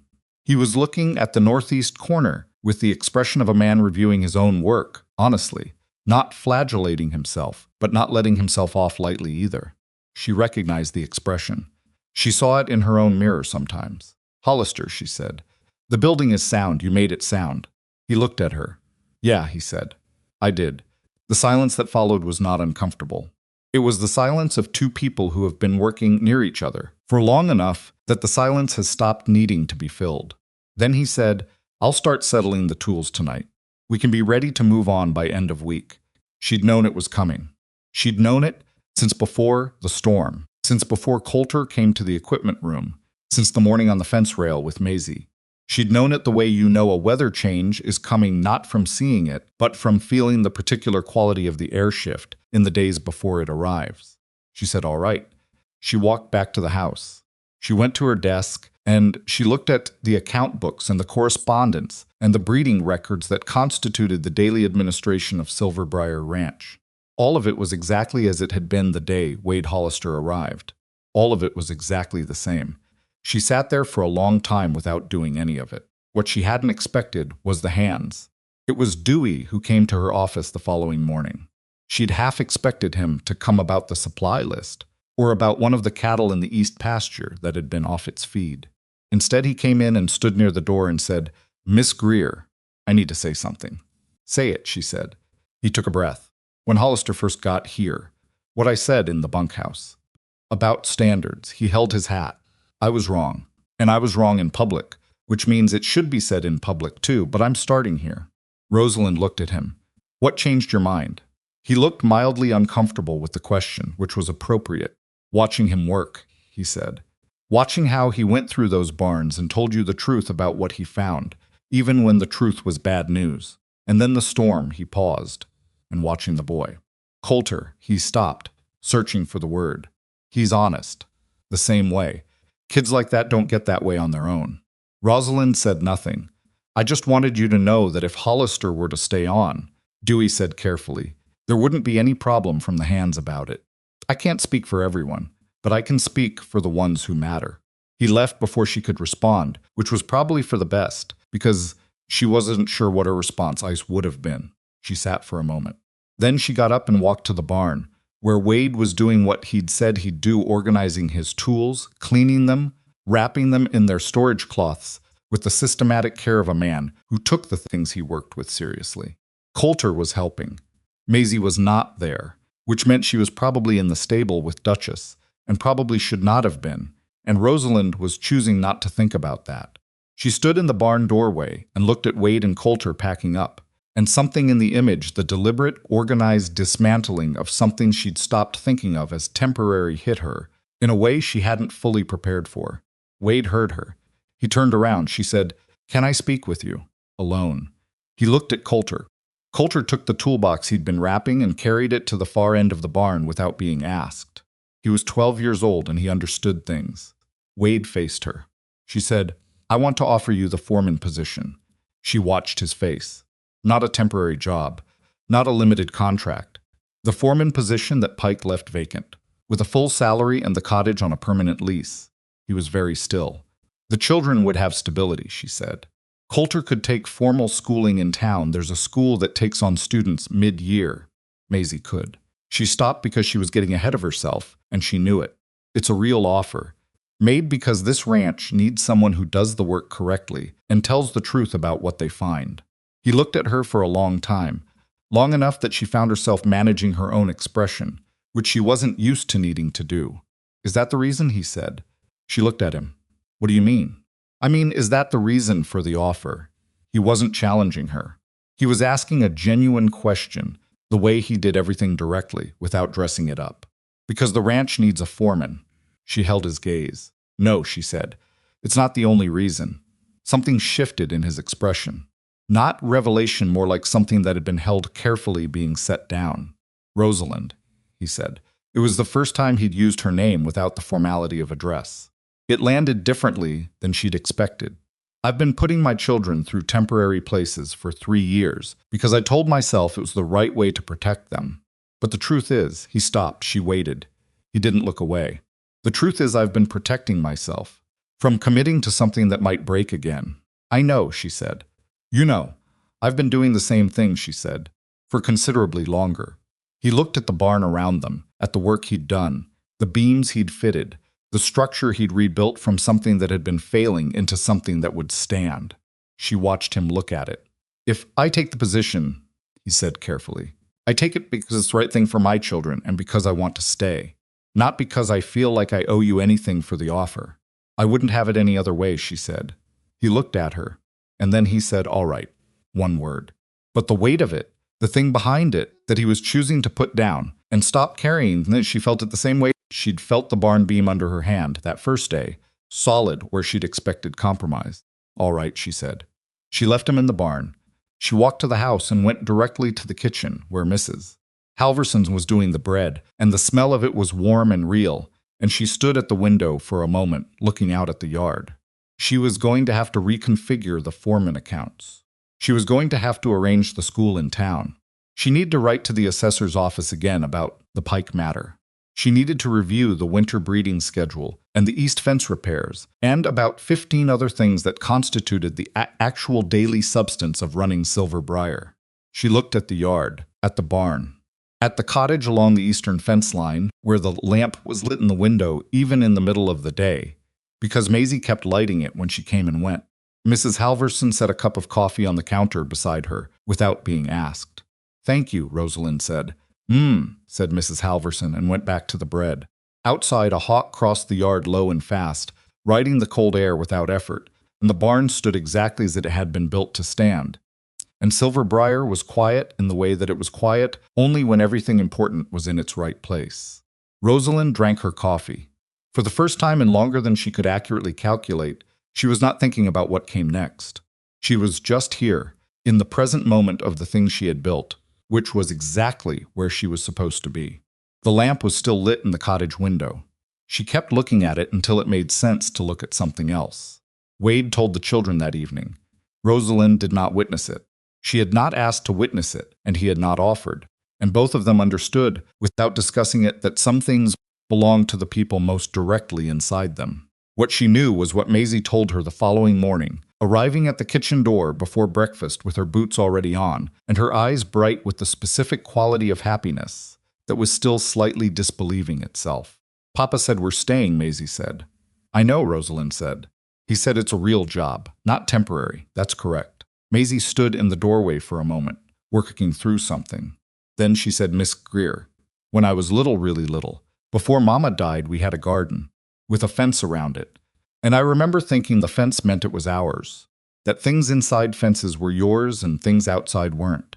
She paused. "I've been looking at Silver Briar's fences different since we got here." Rosalind looked at this child, this 8-year-old who spoke in complete thoughts, the way adults spent years learning to do, and she said, "Go find Duchess and tell her good morning. She's been asking after you." Maisie's face did the thing it did. She turned and ran. Mrs. Halverson came in from the back hallway and set the kettle on the stove and said, carefully not looking at Rosalind, "I'll make extra at breakfast." "Please," Rosalind said. The first 2 weeks of the new arrangement were awkward in ways none of them had anticipated. Not badly awkward. Not the kind of awkward that meant something was wrong. More the specific friction of a thing that was right, but that everyone involved was navigating without a map, because none of them had been here before, not Rosalind, who had run Silver Briar alone for 8 years, and now had a foreman whose judgment she respected, and whose presence changed the texture of every workday in ways she was still cataloging. Not Wade, who had spent 3 years in temporary situations where everyone understood the terms were limited, and who now had to learn what it meant to operate inside something with no stated end point. The first dispute came on the 3rd day. Wade came to her office in the afternoon with a plan for reorganizing the cattle rotation through the east and south pastures, a genuine improvement on the current system. She could see that immediately from the rough diagram he'd drawn, and presented it to her with the straightforward confidence of a man who had thought through a problem and arrived at a good solution. She looked at the diagram. She looked at him. She said, "The south pasture rotation won't work as drawn. The drainage in the lower third is poor. It floods in heavy rain, and the ground stays soft for 2 weeks after. If you run the herd through there in November, you'll have cattle with hoof problems by December." He looked at his diagram. A pause. "You didn't mention that when I was doing the barn assessment. You didn't ask me about the south pasture," she said. "You asked me about the barn." He absorbed this. Fair point. He looked at the diagram again. "Can you show me where the drainage issue sits?" They spent an hour at the desk with the property map, her pointing out the specific low points and water channels she'd mapped in her first year managing Silver Briar, him adjusting the rotation plan around the constraints. By the end of it, the plan was better than either version had been separately, and both of them knew it, and neither of them made a production out of that fact. He picked up his diagram. "I'll have Dewey start on the north section Monday." "Good," she said. He walked to the door and then stopped, one hand on the frame, and looked back at her. Rosalind, I'm going to make mistakes here. Running a full operation this size, there are things about Silver Briar I don't know yet. I know that, she said. I want to be clear about it so you're not surprised when it happens. She looked at him. And I want to be clear about something in return. When you see something I've missed, the way you saw those support beams, the way you looked at that maintenance ledger, I want you to tell me. Directly, not carefully, just tell me. He held her gaze for a moment. All right. We'll make mistakes, she said. We'll fix them. That's how it works. He almost smiled. It was quick, the same as Coulter's in the family, apparently, but it was real. Somebody smart told me that once, he said, and walked out. Rosalind turned back to her property map, and the particular warmth that had settled in the room without anyone acknowledging it stayed exactly where it was. Coulter started at the school in town on a Tuesday. This required negotiation that Rosalind had not anticipated, not with Coulter himself, but with the quality of his resistance, which was not loudness, but a comprehensive, exhausting reasonableness. He was 12. He could read, he could figure numbers, he understood structural load-bearing mathematics well enough to assist on barn repairs. What exactly was a town school going to teach him that he didn't already know? Wade brought this question to Rosalind with the specific expression of a man who was tired of answering it himself and was hoping for reinforcement. She thought about it. Then she went to the cottage and found Coulter in the small sitting room reading a manual on cattle breeding that he'd apparently borrowed from the Silver Briar supply shed. She sat across from him and waited until he looked up. What do you want to know? She asked. He blinked. What? You're asking what school will teach you. So I'm asking what you want to know, not what your father wants you to learn. What do you actually want to understand that you don't yet? He looked at the cattle breeding manual, then at her. He was quiet for a moment in the way that meant he was deciding to be honest. Land, he said. How land works, not just the animals on it, but how you own it, how you keep it, how people try to take it from you. He paused. Like what happened with Pike, how you knew what to look at. Rosalind considered him. The answer to that is accounting. Legal documentation, the specific vocabulary of land rights and property law. She paused. None of which your father can teach you, because what he knows is the land itself. The school in town teaches some of it. The rest you'll have to get from books, and from paying attention to what I do, and from making mistakes with numbers until the numbers stop surprising you. Coulter was quiet. The school also has 3 boys your age, and a teacher who was a territorial surveyor for 12 years before he took the position, Rosalind said. Whatever you think you already know, a man who surveyed this territory for 12 years probably knows something you don't. Coulter put down the cattle breeding manual. When does it start? Tuesday, she said. He went to school on Tuesday. He did not love it immediately, or quickly, or in any of the ways that would have made the story cleaner. He came home the first week with the expression of someone processing something complicated and not ready to discuss it, and Wade had the sense to give him space, and Rosalind had the same sense. And by the 3rd week, Coulter came home one afternoon and went directly to Rosalind's office and knocked on the open door. She looked up. The surveyor, he said, Mr. Eames.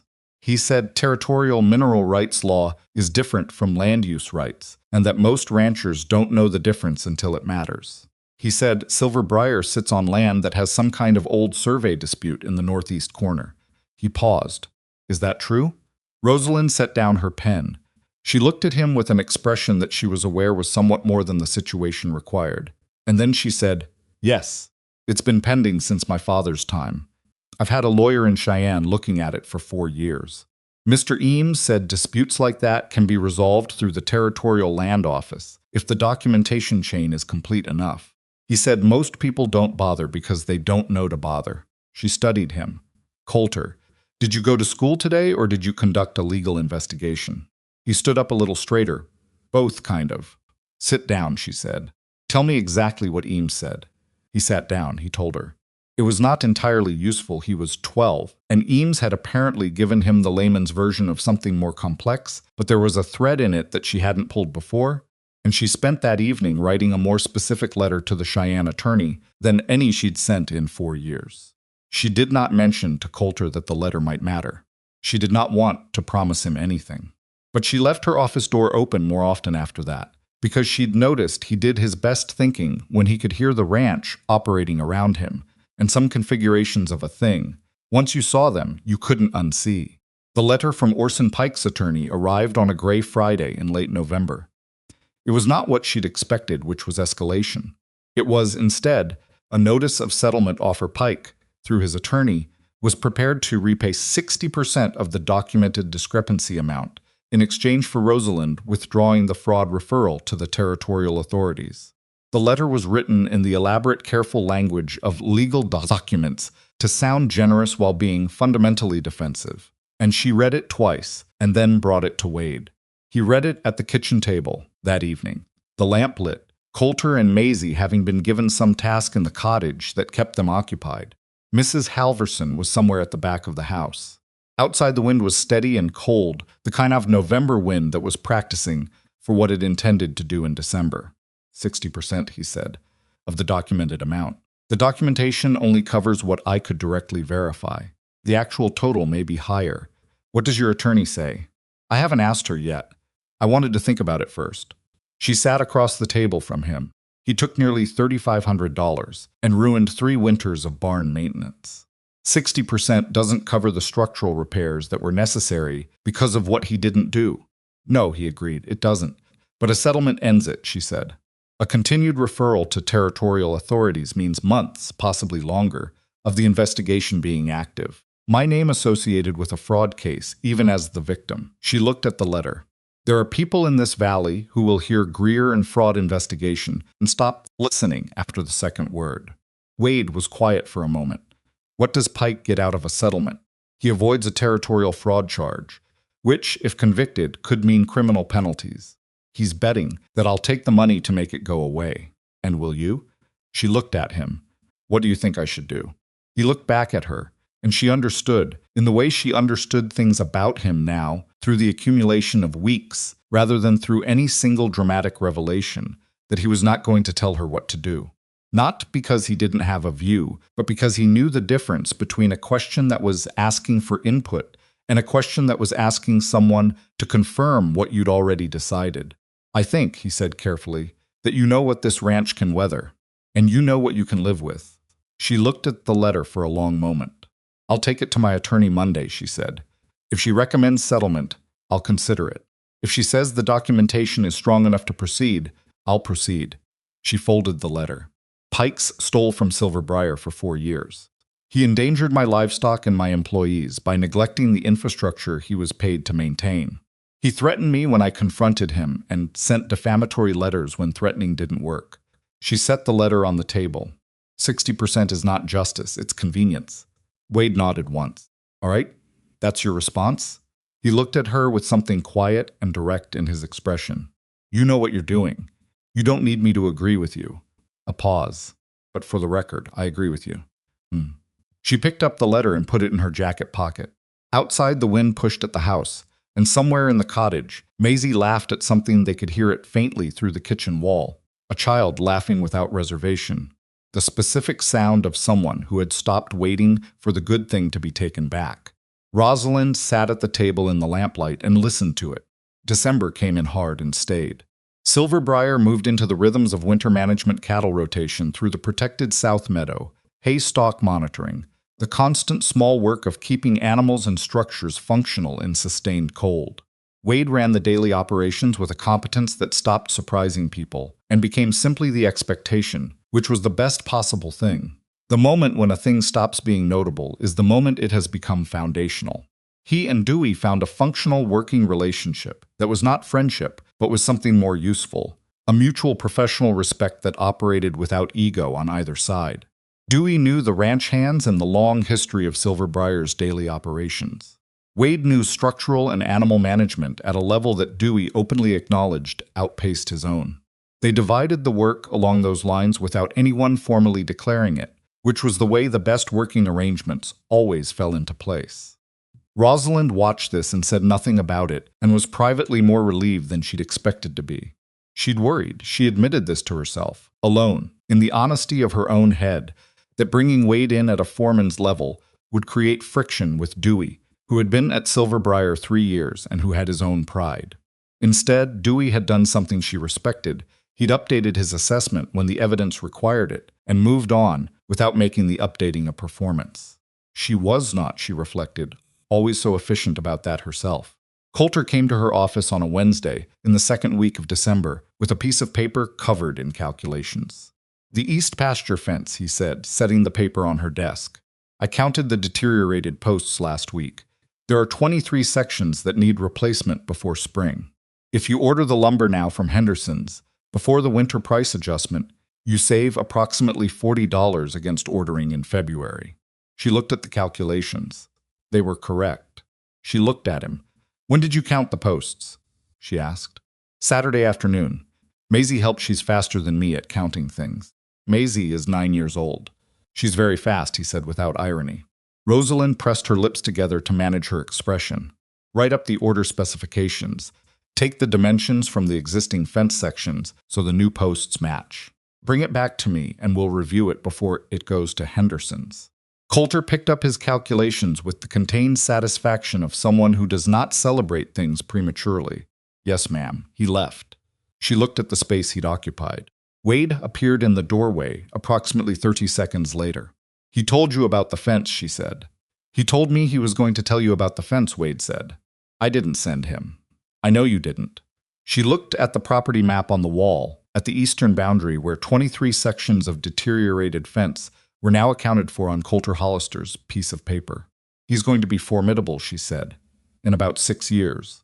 In about 3, Wade said. She looked at him. He's 12, Wade said. But he thinks like he's 20.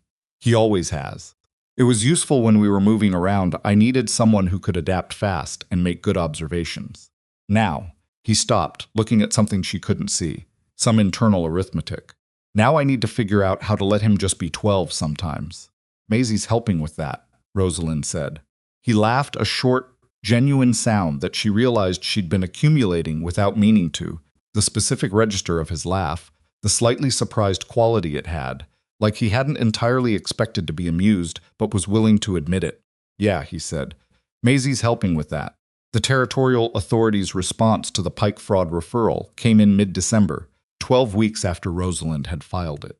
It was a formal notice of investigation, not a resolution, not a conviction, but the official acknowledgement that the matter would be examined by the territorial fraud examiner, which meant Orson Pike's settlement offer was now significantly less attractive to him than it had been in November. Her attorney in Cheyenne wrote to tell her that Pike's lawyer had already been in contact to ask whether the withdrawal of the referral was still possible. It was not. She wrote back to say so in 2 sentences. The hands heard about it. These things always circulated through whatever channels men used to share information about the businesses they worked for, and the mood in the bunkhouse shifted in a way that reached Rosalind indirectly. Through the quality of how people spoke to her about routine matters, through the particular respect that comes when people understand that the person running the thing they depend on is not someone who can be pressured. She'd had that respect before, from some of them. Now she had it from all of them. The distinction was small, but it was real, and she knew it mattered in ways that would not be immediately visible but would compound over time. She was thinking about this one afternoon sitting at her desk in the thin winter light, the accounts open in front of her, thinking about compound effects and long timelines, and the way a ranch's character built itself in increments over years, when Maisie knocked on the office door. Yes, Rosalind said. Maisie came in. She was carrying something wrapped in a piece of cloth, held in both hands with the seriousness of someone transporting something fragile. She stood in front of the desk and held it out. I made this, she said. Rosalind took it. She unwrapped the cloth carefully. Inside was a small carved wooden horse, rough, in the way a 9-year-old's carving was always rough, the proportions slightly compressed, one ear larger than the other. But the posture was right, head slightly lowered, weight shifted, the specific relaxed stance of a horse at rest. The kind of detail you only got right if you'd spent a lot of time actually watching horses. Rosalind looked at it for a moment. It's Duchess, Maisie said. I can tell, Rosalind said. I've been working on it since October. Coulter helped with the harder cuts. He's better with knives than me. She paused. I wanted to give you something. For letting us stay. And for... She stopped, and Rosalind could see her looking for the word. For being the kind of person you are. Rosalind set the carved horse on her desk, upright, and looked at it. The rough surface caught the thin winter light, and the shadow it cast was unmistakably a horse. A specific horse, A horse this child had been paying attention to since the second day she'd arrived at Silver Briar. Maisie, she said. Thank you. You can put it wherever, Maisie said quickly. You don't have to keep it on the desk. It's going to stay on the desk, Rosalind said. Maisie looked at her with those clear, direct eyes. Okay, she said. She turned to go, then turned back, in the way she always did, the thought appearing after the motion. Miss Greer, do you think Duchess will have a good foal in spring? She's bred to one of the strongest stallions in the territory, Rosalind said. She's healthy and well cared for. A pause. I think she'll have an exceptional foal. And I think someone will need to help me evaluate it. Maisie's whole face changed. Me? You're the one who noticed she was still favoring that left foot when she first arrived, Rosalind said. You seem to know something about her. Maisie straightened up in a way that tried to look casual and failed completely. I'll be ready in spring. She walked out of the office with the dignity of someone who very much wanted to run and was choosing not to. Rosalind looked at the carved horse on her desk for a moment. Then she picked up her pen and went back to the accounts. The thing between herself and Wade built the way winter builds, not through sudden dramatic shifts, but through the slow accumulation of cold, of dark, of days that were shorter than they should be, until you looked up and realized that the season had completely changed while you were attending to other things. She did not have a name for it yet. She wasn't sure names were the right approach to it. What she knew was this, that she looked forward, in a way she could not account for, through any practical explanation, to the morning conversations they had over the property map. That she found herself thinking about things he'd said, not extraordinary things, not speeches, but specific ordinary observations that had landed in a way she kept returning to. That the ranch felt different in its specific texture, and that the difference was not merely because the operational structure had improved, though it had. She was realistic about what it was and what it wasn't. She had not been in love before, or what she'd understood love to be. 22 had been a manageable feeling between two young people that had resolved itself naturally when the man in question decided that a woman who intended to run her own ranch was a more complex proposition than he'd initially understood. She had not thought about it in years. This was different from that, and also different from her understanding of what different would feel like. Wade was not a man who made declarations. He was a man who showed up in the same place every day and did the work correctly and told you the truth about what he found. And the consistency of that, the specific reliability of a person who was exactly who they presented themselves to be, was doing something to her careful, long-maintained composure that she was only beginning to understand. She did not do anything about it. Not in December. December was for the ranch, for the winter operations, for Coulter's fence post calculations, and Maisie's assessment of Duchess and the Pike investigation proceeding in Cheyenne. December was for the practical business of Silver Briar, which was real and immediate and required her. But she kept the carved horse on her desk, and she stopped making herself walk at normal speed when she was crossing the yard toward the barn.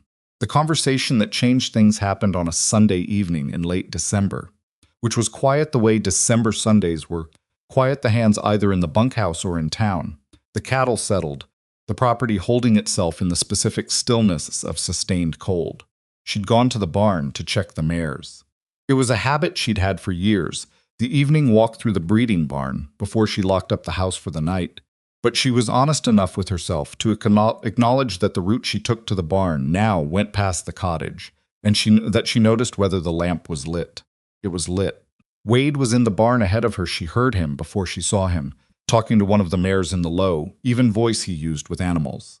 She came through the door and he turned, not startled, just registering her arrival and adjusting his attention accordingly. Evening, he said. Evening. She walked to the nearest stall, checked the mare inside, moved to the next. They did this in parallel for a few minutes without speaking, the familiar rhythm of two people who'd been doing something together long enough to not need narration. Then she said, Hollister, when you came here that first day, when you saw the ranch, what did you think? He was quiet for a moment. What do you mean? What I said, your first impression of Silver Briar. He leaned against the stall door and considered the question with the seriousness he brought to things he actually thought about. I thought it was a well-run operation with some deferred maintenance problems. I thought the woman running it was the kind of person who knew exactly what she was doing, but hadn't had anyone tell her the truth about the building she was managing. That's an operational assessment, she said. You asked for a first impression, he said. That was the professional part of it. She looked at him. And the rest? He held her gaze with that absolute, uncalculated directness. The rest was that I thought it was a remarkable place run by a remarkable person, and that it was going to be very hard to leave. She was quiet. I want to be straightforward with you, he said, because that's the only way I know how to be, and I don't think you'd want it any other way. He straightened up from the stall. I've been thinking about what's been building here, and I'm aware that it's complicated. You're my employer. I have 2 children who have already attached themselves to this ranch with everything they have. And he stopped, looking for the right word, and she could see him choosing carefully. You're someone who's been protecting yourself for a long time, for good reasons, and I don't want to be another thing you have to protect yourself from. She looked at him in the barn light, this man she had hired to fix a building, who had instead fixed a great many things she hadn't known were broken. Wade, she said. His name, without the formality, the same way he'd said hers that first day in the barn. I stopped protecting myself from this sometime around the 2nd week of November. I've been wondering when you'd catch up. He stared at her. She felt, somewhere in the vicinity of her chest, something that had been held very tightly for a very long time begin to release. I'm not, he started. I know, she said, neither am I.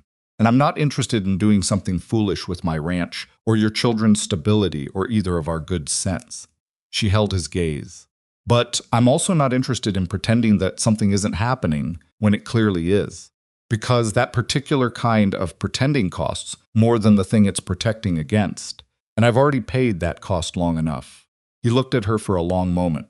Rosalind, he said, I should tell you that I haven't. He stopped, and she could see the difficulty in it, the specific honesty of what he was about to say. Since Clara died, I haven't let myself think about, he stopped again. I know, she said. You don't have to explain that to me. I want to, he said, because you should know what you're dealing with. I'm not someone who finds this easy. I'm someone who spent 3 years telling myself that moving on was protecting my children, and it took a barn and the most stubborn woman I've ever met to help me understand that I was wrong about that. She felt her mouth do something that might have been a smile, and might have been something more complicated. I'm stubborn? Profoundly, he said. You're not wrong, she said.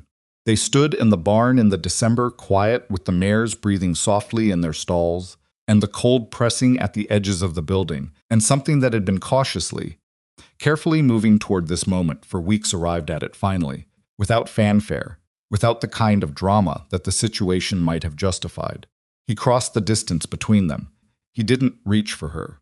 He just stood close enough that the question was available, and she answered it by not moving back, and for a moment, they were just 2 people in a barn at the end of a long year, standing close enough to feel the specific warmth of another person in cold air. Then she put her hand against his jaw, deliberate and certain, because she was a woman who, once she had decided something, decided it completely. She felt him exhale. We should be sensible about this, she said. Her voice was steady. Her hand was not entirely. Yes, he agreed. Neither of them moved. Tomorrow, she said. Tomorrow, he said. She stepped back, and she walked to the barn door, and she turned once at the threshold. He was standing where she'd left him, and his expression in the lamplight was something she wanted to keep somewhere she could return to. Good night, Wade, she said. Good night, Rosalind, he said. She walked across the yard to the house in the cold December air, and the stars were very bright and very far away, and the lamp in the cottage window was lit, and the barn behind her was standing exactly as it had been built to stand. She did not look back again. She didn't need to. Some things, once they were real, stayed real without requiring her to check on them. She went inside, and the house was warm, and for the first time in more years than she cared to count, 14 rooms did not feel like too many. Tomorrow came the way most significant days did without announcing itself, dressed in the ordinary clothes of a morning that looked like every other morning. Rosalind was at the kitchen table with her coffee before sunrise, the way she always was. The accounts were open in front of her. Carved wooden horse sat on the corner of the table where she'd moved it from the desk. And she was looking at the accounts. She was thinking about what she'd said in the barn last night and whether she regretted it. She didn't.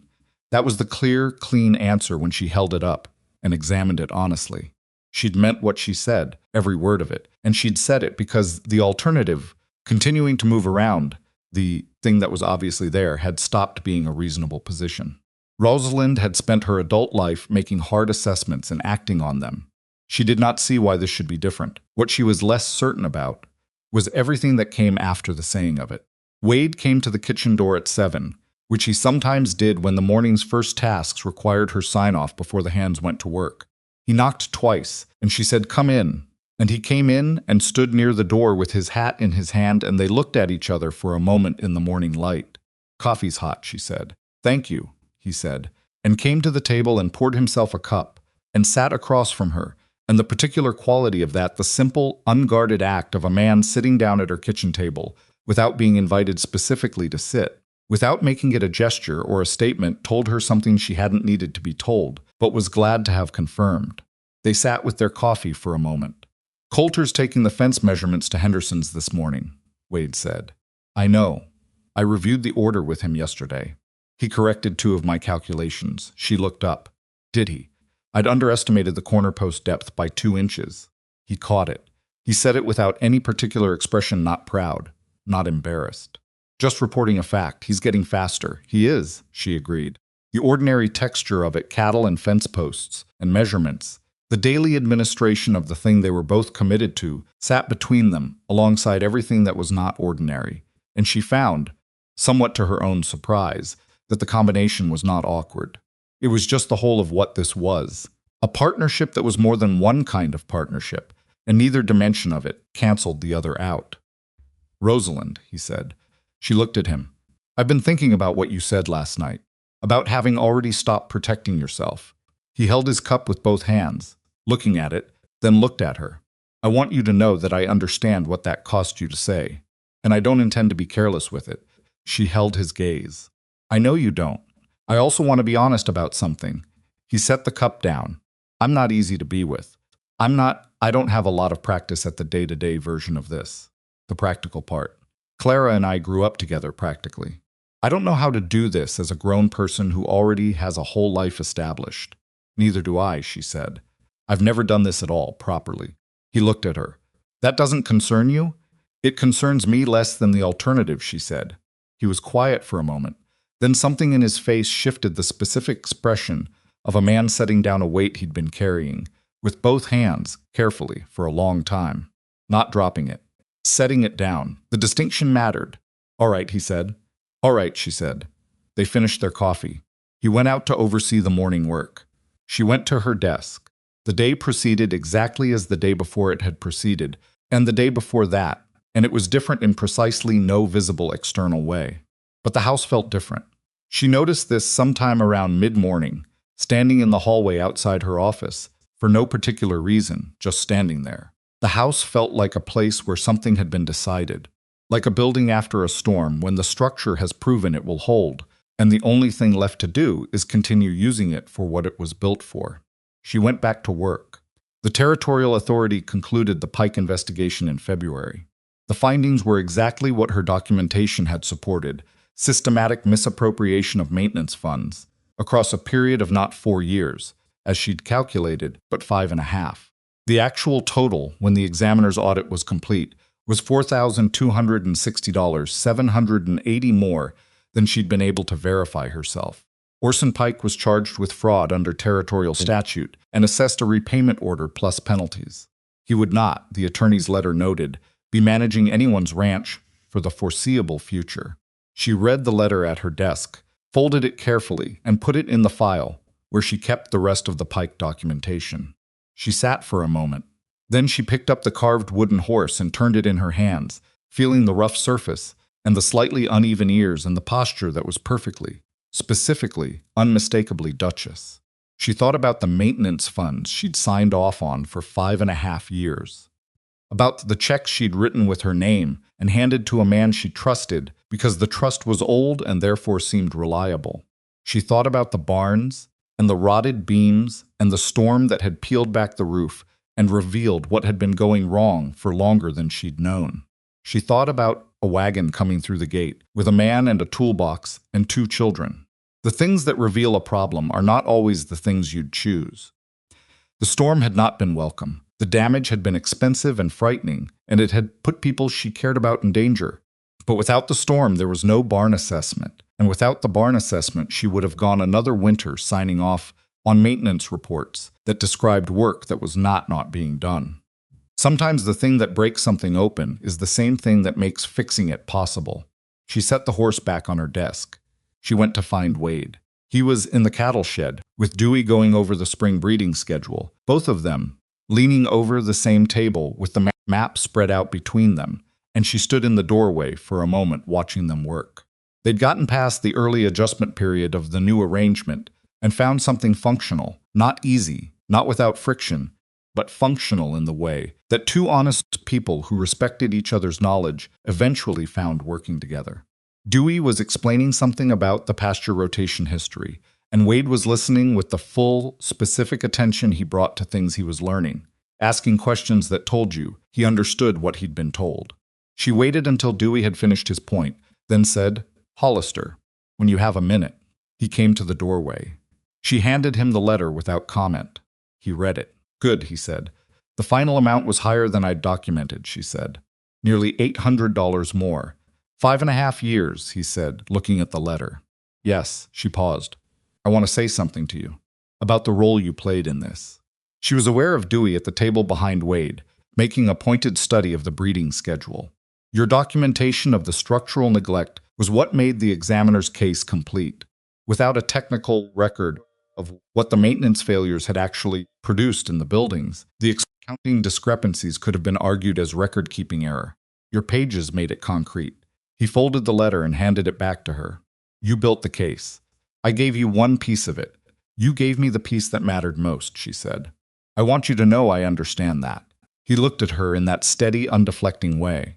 "Noted," he said. "Then quieter, are you all right?" "Yes," she said, and meant it. She put the letter in her pocket and walked back to the main house, and she did not feel what she'd expected to feel, some larger satisfaction, some dramatic sense of resolution. What she felt was something quieter than that, the particular undramatic relief of a thing being over and correctly resolved and no longer requiring her attention. The Pike chapter was finished. Silver Briar could stop spending energy on it. She had other things to spend energy on. Spring arrived late and grudgingly, the way Wyoming springs did, and when Duchess foaled in April, it was Maisie who was there.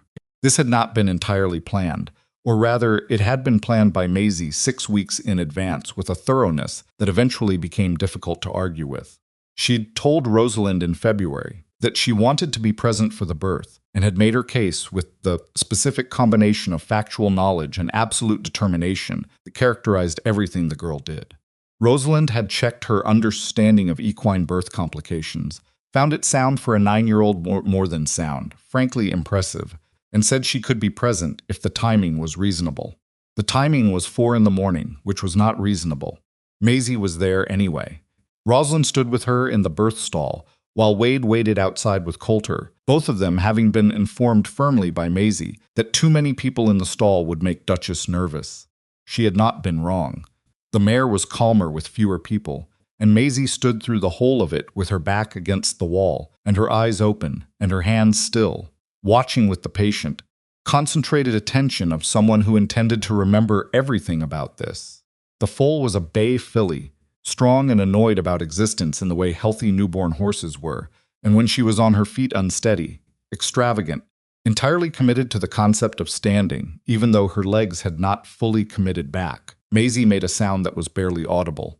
Not a word, just a sound that meant she was feeling something too large for language. Rosalind looked at her. Maisie was crying, which she clearly hadn't intended to do, and was not entirely sure what to do with. "Sorry," Maisie said, wiping her face with the back of her wrist. "Don't apologize for that," Rosalind said. "It's just," she stopped, watching the filly testing her legs. "She didn't exist an hour ago, and now she does. And she's going to live her whole life, and she doesn't know any of it yet." Rosalind looked at the filly, at the impossibly long legs finding their position, at the damp coat, at the absolute determination in every uncoordinated movement. "No," she said, "she doesn't know any of it yet."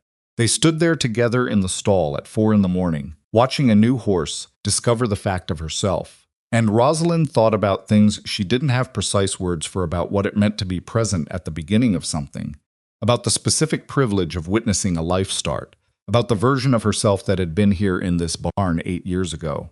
Alone, certain that alone was the correct configuration. Maisie, she said. What are you going to name her? Maisie looked at the filly. She thought about it with real seriousness. Silver, she said, because she was born at Silver Briar, and because she belongs here. Rosalind looked at the filly. Silver, she said. Good. Wade asked Rosalind to marry him in June. He did it in the restored barn, which was where he'd said he wanted to do it, and he told her that in advance. So it wasn't a surprise exactly. She knew what was coming, and she went to the barn that afternoon, knowing. And they stood in the same space where a stranger had once shown her the rotted beams in her own building and told her the truth about what had been failing. He didn't make a speech. She'd have been suspicious of a speech. He showed her the plaque first. It was a piece of oak, planed smooth and carved with care, the same careful roughness as Maisie's horse, the family aesthetic apparently, and it read, Greer Hollister Stock Barn, and below that, the year the repairs had been completed. She looked at it for a long time. Coulter did the lettering, he said. Maisie did the border. I did the rough shaping. He paused. It took us most of the winter. She looked at the plaque and felt something behind her eyes that she declined to act on. Then he said, Rosalind, I'd like you to marry me. Not because of the ranch, and not because of my children, and not because we've built something here together that works, but because you are the most honest, most difficult, most genuinely remarkable person I've encountered in my life, and I would like to spend the rest of that life in a position to tell you so. She looked at him. That was almost a speech, she said. I practiced, he said. Dewey helped. She stared at him. Dewey. He has opinions about this kind of thing, Wade said. There was something in his expression that was trying not to be a smile. I may have edited some of his suggestions. She looked at the plaque in her hands, at the letters Coulter had carved. At the border, Maisie had added small, careful marks that, looking closely, resolved into the shapes of horses. She looked at the barn around her, at the beams Wade had fitted, at the structure that had been failing and was now sound, and would remain sound for longer than any of them would be here to check on it. She thought about the morning she'd stood in this barn, and felt for the first time in years the full weight of doing everything alone. About a wagon coming through the gate that she hadn't wanted and hadn't known she needed. About everything that had been broken before she understood it was broken. About the specific, irreducible fact that sometimes what you need arrives as a problem you didn't ask for, and the only thing you can do is be honest enough to see what it actually is. Yes, she said. He exhaled. I'm not going to be easy to be married to, she said. I want to be clear about that. I know, he said. I have strong opinions about the breeding schedule and the account books and the pasture rotation, and I'm generally right about all of them. Also, something I know, he said, and I'm not changing my name on the deed.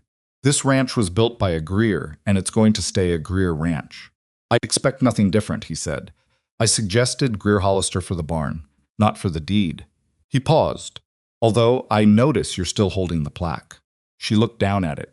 She was, in fact, holding it with both hands. It's a good plaque, she said.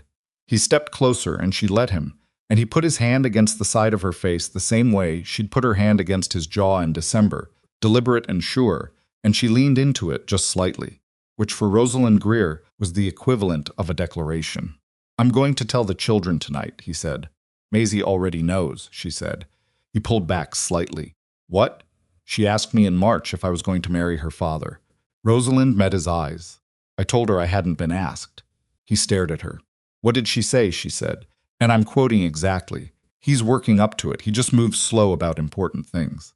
Then she went back to the stable. Wade stood there for a moment with an expression that she had come to understand meant he was dealing with something that was simultaneously frustrating and completely characteristic of the situation. He'd made for himself by having that particular child. She's 9 years old, he said.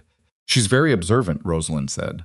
He laughed, the real one, the slightly surprised one, the one she'd been accumulating all winter. She felt it in her chest the way she always did. She handed him the plaque. Put it up, she said.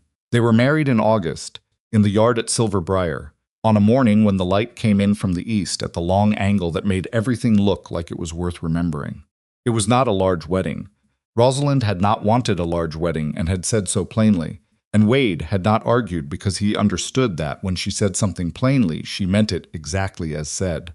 The ranch hands came, all 43 of them, cleaned up to varying degrees of success. The neighbors from the surrounding valley came, not all of them, but the ones who'd been watching Silver Briar operate under Rosalind's management for 8 years and had understood, even when they hadn't said so, that it was being run well. Her attorney from Cheyenne came, which surprised several people and surprised no one who understood the specific nature of Rosalind's professional relationships.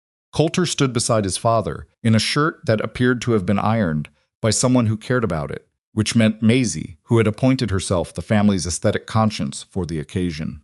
He held himself the way he always held himself: serious, attentive, responsible, and then, at the moment when it was settled and done, and his father and Rosalind were standing in front of the assembled crowd as a married couple, Coulter smiled. Not the quick, suppressed one, a full one. It lasted about 4 seconds and rearranged his face entirely, and then it was gone, but the people who saw it remembered it. Maisie wore wildflowers in her hair and cried openly and was unapologetic about it.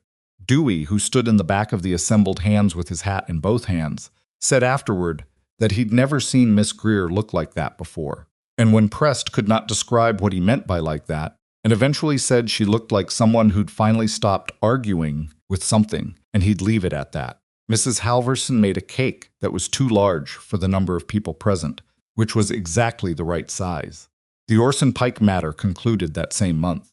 The territorial court issued its final ruling. Pike was required to make full financial restitution at the examiner's calculated amount, plus the assessed penalties, and was barred from holding any supervisory financial position on a ranch or agricultural operation within the territory for 10 years. He did not appear in person for the final ruling.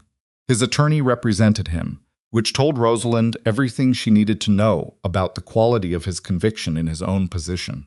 She received the ruling notice on the same week as the wedding, which was timing that struck her as improbably tidy, and which she chose not to assign more meaning to than it deserved. What it meant practically was that Silver Briar's outstanding losses were formally documented and subject to recovery, and that the man who had stolen from her father's ranch for 5.5 years would not be doing so to anyone else anytime soon. She filed the notice in the Pike folder and closed the folder and put it at the back of the cabinet and did not think about it again. What Silver Briar became in the years after was not the product of any single decision or any single season. It was the product of accumulation, the way that good work compounds, the same way that neglect does. Each correct thing making the next correct thing more possible. Each honest assessment of a problem creating the foundation for an honest solution.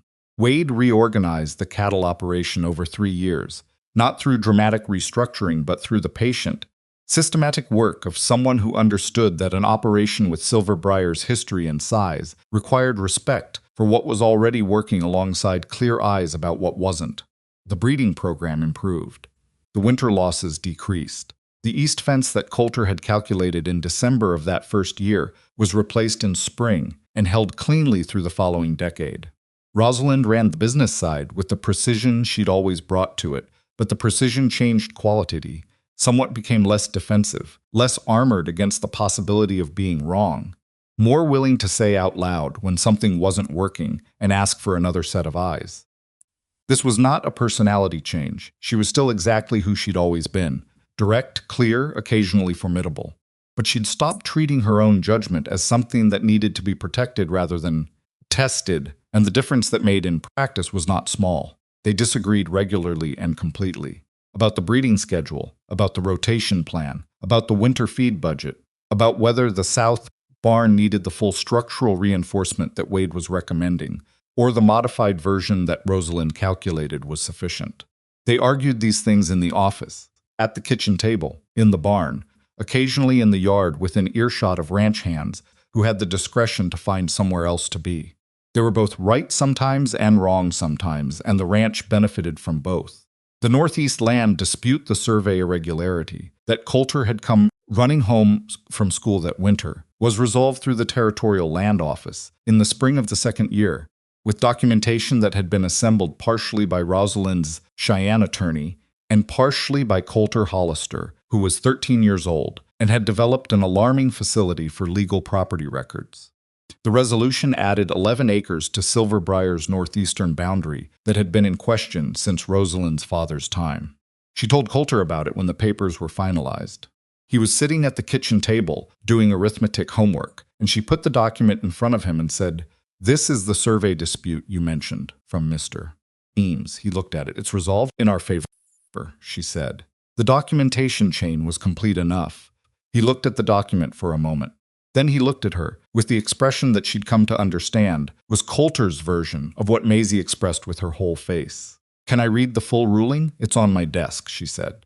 "Don't spill anything on it." He was at her desk in approximately 45 seconds. Maisie turned the cottage garden into something that had no practical purpose and was therefore perfect. Prairie wildflowers in planned chaos, a climbing rose that she'd coaxed from a cutting given to her by a neighbor who hadn't expected it to survive. 2 raised beds of vegetables that she maintained with the same focused attention she gave the horses, which meant they were not always tidy, but they were productive. The horses were her true work. This had been clear from the beginning, and became clearer as she grew not in an unfocused, romantic way, but in the specific, technical way of someone who was learning the actual discipline of it. She understood gaits and conformation and temperament with an accuracy that exceeded what most adults in the valley could claim. She understood the breeding decisions behind each of Silver Briar's mares in terms of what traits they were carrying and what they were likely to produce. She argued with Rosalind about breeding pairings respectfully, with data from the time she was 11 years old. Rosalind did not always agree with her. Maisie was right more often than she was wrong, which was something Rosalind acknowledged directly, and which Maisie accepted without making it a bigger thing than it was, because that was also how Maisie operated. Silver, Duchess's Bay filly born in April of that first spring, grew into the finest working horse Silver Briar had produced. Maisie had been involved in every aspect of her development from birth, and the horse moved with a quality that people who knew horses commented on without being able to fully explain. She was responsive without being nervous. She was capable without being flashy.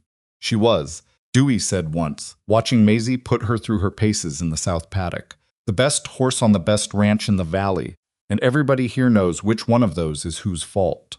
Coulter was 18 when he took his first formal role, managing a section of Silver Briar's cattle operation.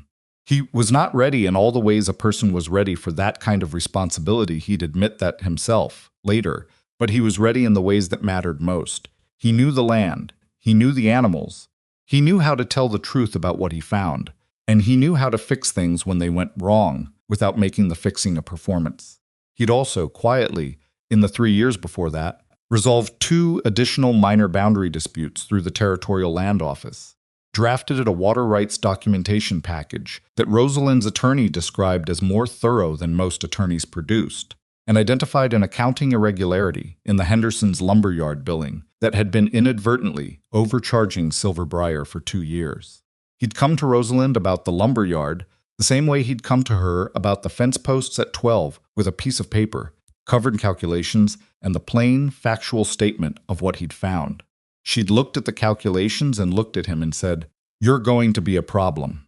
He'd looked back at her and said, "I know. Pa warned me you'd say that." She'd laughed. The real kind.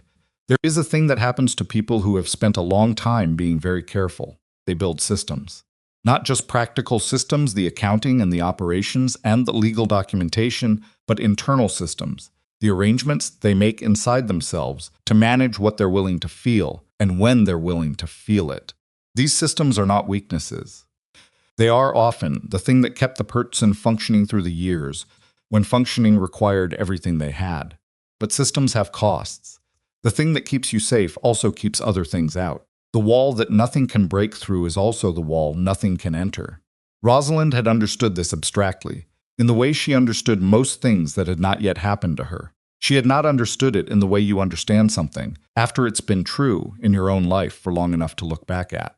Standing in the Silver Briar yard one morning in the October of her 3rd year of marriage, watching Wade come back from the east pasture with Coulter, both of them on horseback, talking about something that made Coulter gesture, with one hand in the air the way he did when he was making a point he was certain about. She thought about the woman who had stood in this same yard 8 years ago watching her barn roof peel away in the storm. That woman had been competent and capable and genuinely accomplished, and she had been protecting herself from something so persistently for so long that she'd stopped being able to identify what it was she was protecting herself from. She'd called it independence, which was partly true. She'd called it practicality, which was also partly true. But underneath the true parts was something simpler and less flattering. She'd been afraid.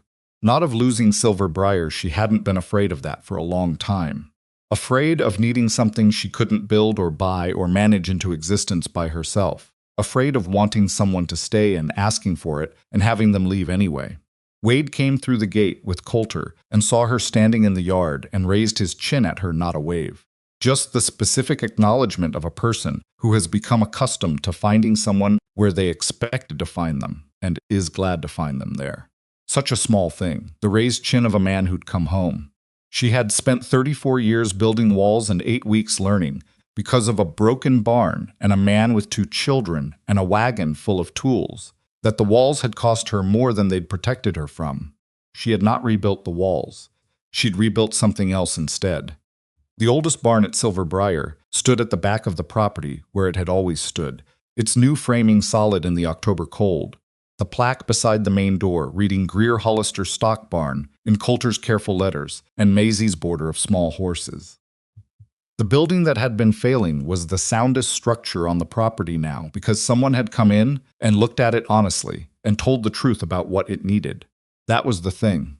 That was the whole of it when she tried to put it in its simplest form. The right person doesn't fix you. You're not broken in the way a barn is broken. But the right person tells you the truth about what they find and works alongside you rather than around you and stays. And the staying, not the dramatic staying, not that staying that announces itself, just the ordinary daily staying, the person at the breakfast table, the voice in the next room, the raised chin at the gate, the staying, turns out to be the thing that matters most. More than the money, more than the land, more than any of the practical things she'd spent 8 years believing were sufficient. You could build a ranch on your own. Rosalind had done it. She was proud of it, and it was real, and it would have continued to be real if none of the rest had happened. She wasn't going to pretend otherwise, because she didn't pretend things. But a ranch with people in it who were genuinely there, people who woke up in the morning already inside the thing they cared about. Children running across the yard toward horses and foxes and the particular quality of early light.